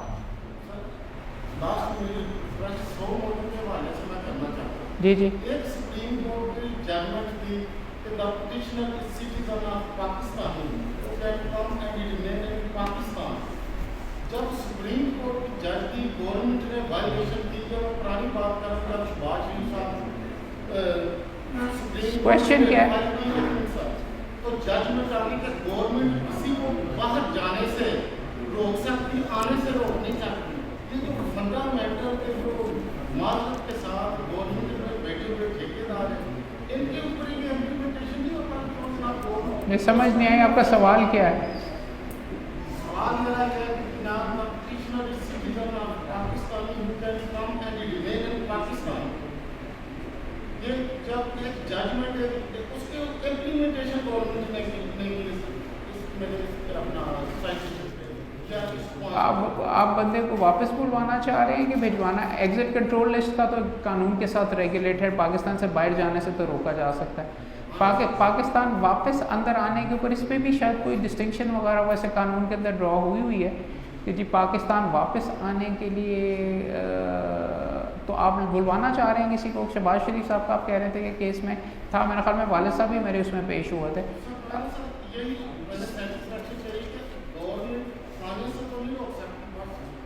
वापस आने से गवर्नमेंट डिपेंड करता है केस बाय केस के ऊपर, बट कुछ मैंने पढ़ा हुआ, I don't know the answer to this, I don't know, देखना पड़ेगा मुझे। कोई सवाल? सर ये जो ओपन बेल्टिंग और सीक्रेट बेल्टिंग वाला चलता है सुप्रीम कोर्ट का? जी सर, इसमें हम कहते हैं कि पार्लियामेंट इज सुप्रीम, सब कुछ कहते हैं जी कॉन्स्टिट्यूशन। नो वन से कॉन्स्टिट्यूशन है सुप्रीम, पाकिस्तान में पार्लियामेंट इज नॉट सुप्रीम। तो सर उसमें ये कहा गया कि ओपन बेल्टिंग होनी चाहिए, सीक्रेट बेल्टिंग, इसमें भी आप नहीं समझते कि एक किस्म का जो जुडिशरी ये वो इंटरफेरेंस कर रही है? नहीं, जुडिशरी ने अव्वल तो जहाँ तक मुझे को याद पड़ता है जुडिशरी ने इंटरफेयर नहीं किया और सीक्रेट बैलेटिंग के ही ज़रिए ये हुआ था सारे का सारा सेनेट का election. So I don't think how is the government interfere करके, हाँ मेरे नज़दीक शायद एंटरटेन भी नहीं होना चाहिए। देखो यार उसके अंदर वो सवाल ये आता है, मैटर्स कॉन्स्टिट्यूशन ये कहता है मैटर्स इनसाइड द सेनेट वो नहीं होने चाहिए, उसके इस तरह करके। तो संजरानी साहब का जो चेयरमैन वाला है, सेनेट हो चुकी हुई थी और सेनेट का अपना मामला था, उन्होंने इंटरफेयर नहीं किया। मगर सेनेटर्स के इलेक्शन के लिए उससे पहले वाले मामला में मेरे ख्याल में कर सकते हैं। ये वर्ड्स के ऊपर थोड़ा बहुत there is potential for argument इसके अंदर, इसीलिए सुप्रीम कोर्ट ने टेकअप किया था। यार टॉपिक के ऊपर वैसे पूछा करो, तुम मेरे मुश्किल सारे सवाल अंदर भी दसते हो और बल्कि हाँ कर आगे कर रिकॉर्डिंग हो रही है ना, सनद रहे सनद रहे, मुझे मरवाएंगे आप बीच में सारे दोस्त। सुप्रीम कोर्ट का बैलेंस अगर पाकिस्तान में देखें रिगार्डिंग इसकी इंडिपेंडेंसी, वो पता चलती है हाई प्रोफाइल केसेस के। फॉर एग्जांपल जो आर्मी चीफ के एक्सटेंशन का केस था, जो एक जजमेंट है खुदा साहब की कि एक्सटेंशन दी गई एक pre suppose law in the vacuum, कि एक लॉ है नहीं और एक बंदे को एक्सटेंड किया गया, तो फिर पार्लियामेंट को कि आप 6 महीने के अंदर एक लॉ बनाएंगे जिसमें एक बंदे को फिर फर्दर एक्सटेंड। तो ये जो इंटरप्रिटेशन की पावर है सुप्रीम कोर्ट, ये जो क्लोज इन वैक्यूम, ये कहाँ से जनरेट? नहीं, सुप्रीम कोर्ट की power to do complete justice की पावर मौजूद है। अगर कोई है वैक्यूम वगैरह, उसको आप अगर स्ट्रेच करें तो उसके अंदर आप कर सकते हैं। इश्यूज़ के अंदर यार देखो, आई डिसएग्री विद यू। आप ये जो कह रहे हो रोनाल्ड डवॉकिन को अगर आप पढ़ो तो वहाँ पे लिखा हुआ है कि जो उसको कहते हैं डिफ़िकल्ट केसेस या टफ़ केसेस का, उसने लिखा हुआ दे मेक बैड लॉ। उनको आप नहीं पकड़ के किसी जुडिशरी या किसी और मामले को कर सकते। मैं बार बार ये कह रहा हूँ, इनको तो आप पाक कर लिया करें। मुझे आज तक ये चीज़ नहीं समझ आई कि इस हम बार एसोसिएशन में, बार काउंसिल में बैठ के ये बड़े इनको हम चाय के ऊपर डेफिनेटली डिस्कस कर लेते हैं। ये नुक्ता इधर का, रोज़मर्रा का जो केस है, आम बंदे का जो केस है और जिससे हमारी रोज़ी रोटी वाबस्ता है, वो हम डिस्कस ही नहीं करते। बात तो ये है, आई डोंट नो, आपके सवाल का जवाब ये है कि एज आई एम सेइंग शायद power to do complete justice के अंदर आए और उसके अंदर लिखा हुआ है कि 184(3) के अंदर सुओ मोटो की इसके अंदर प्रोविजन के अंदर लिखा हुआ है कि रिट की नौयत का as appropriate to do complete justice in the case वो ऑर्डर कर सकते हैं, तो कर सकते हैं, I don't have a problem with that. उसके अंदर इशू बेसिकली ये आता है कि we seem somewhat obsessed in our, ख़ास तौर पे यहाँ पे बैठ के कि जी हम ये जो ऐसे ऐसे बड़े जो मुकदमे होते हैं उन पे डिस्कस और तबसरा राय करते रहते हैं। ये जो मीटिंग हो रही है और ये जो हो रहा है, और मेरी जितनी इंतहाई पिछले 10 साल से कोशिश ये है कि आम मामले, आम मुकदमे, रोज़ी रोटी से वाबस्ता मुकदमे, उसकी गुफ्तगू यहाँ पे हो, उस पे बैठ के बात करें, उस पे तबसरा आराई करें, उस पे कहें कि जी आप कैसे अप्लाई कर सकते हैं।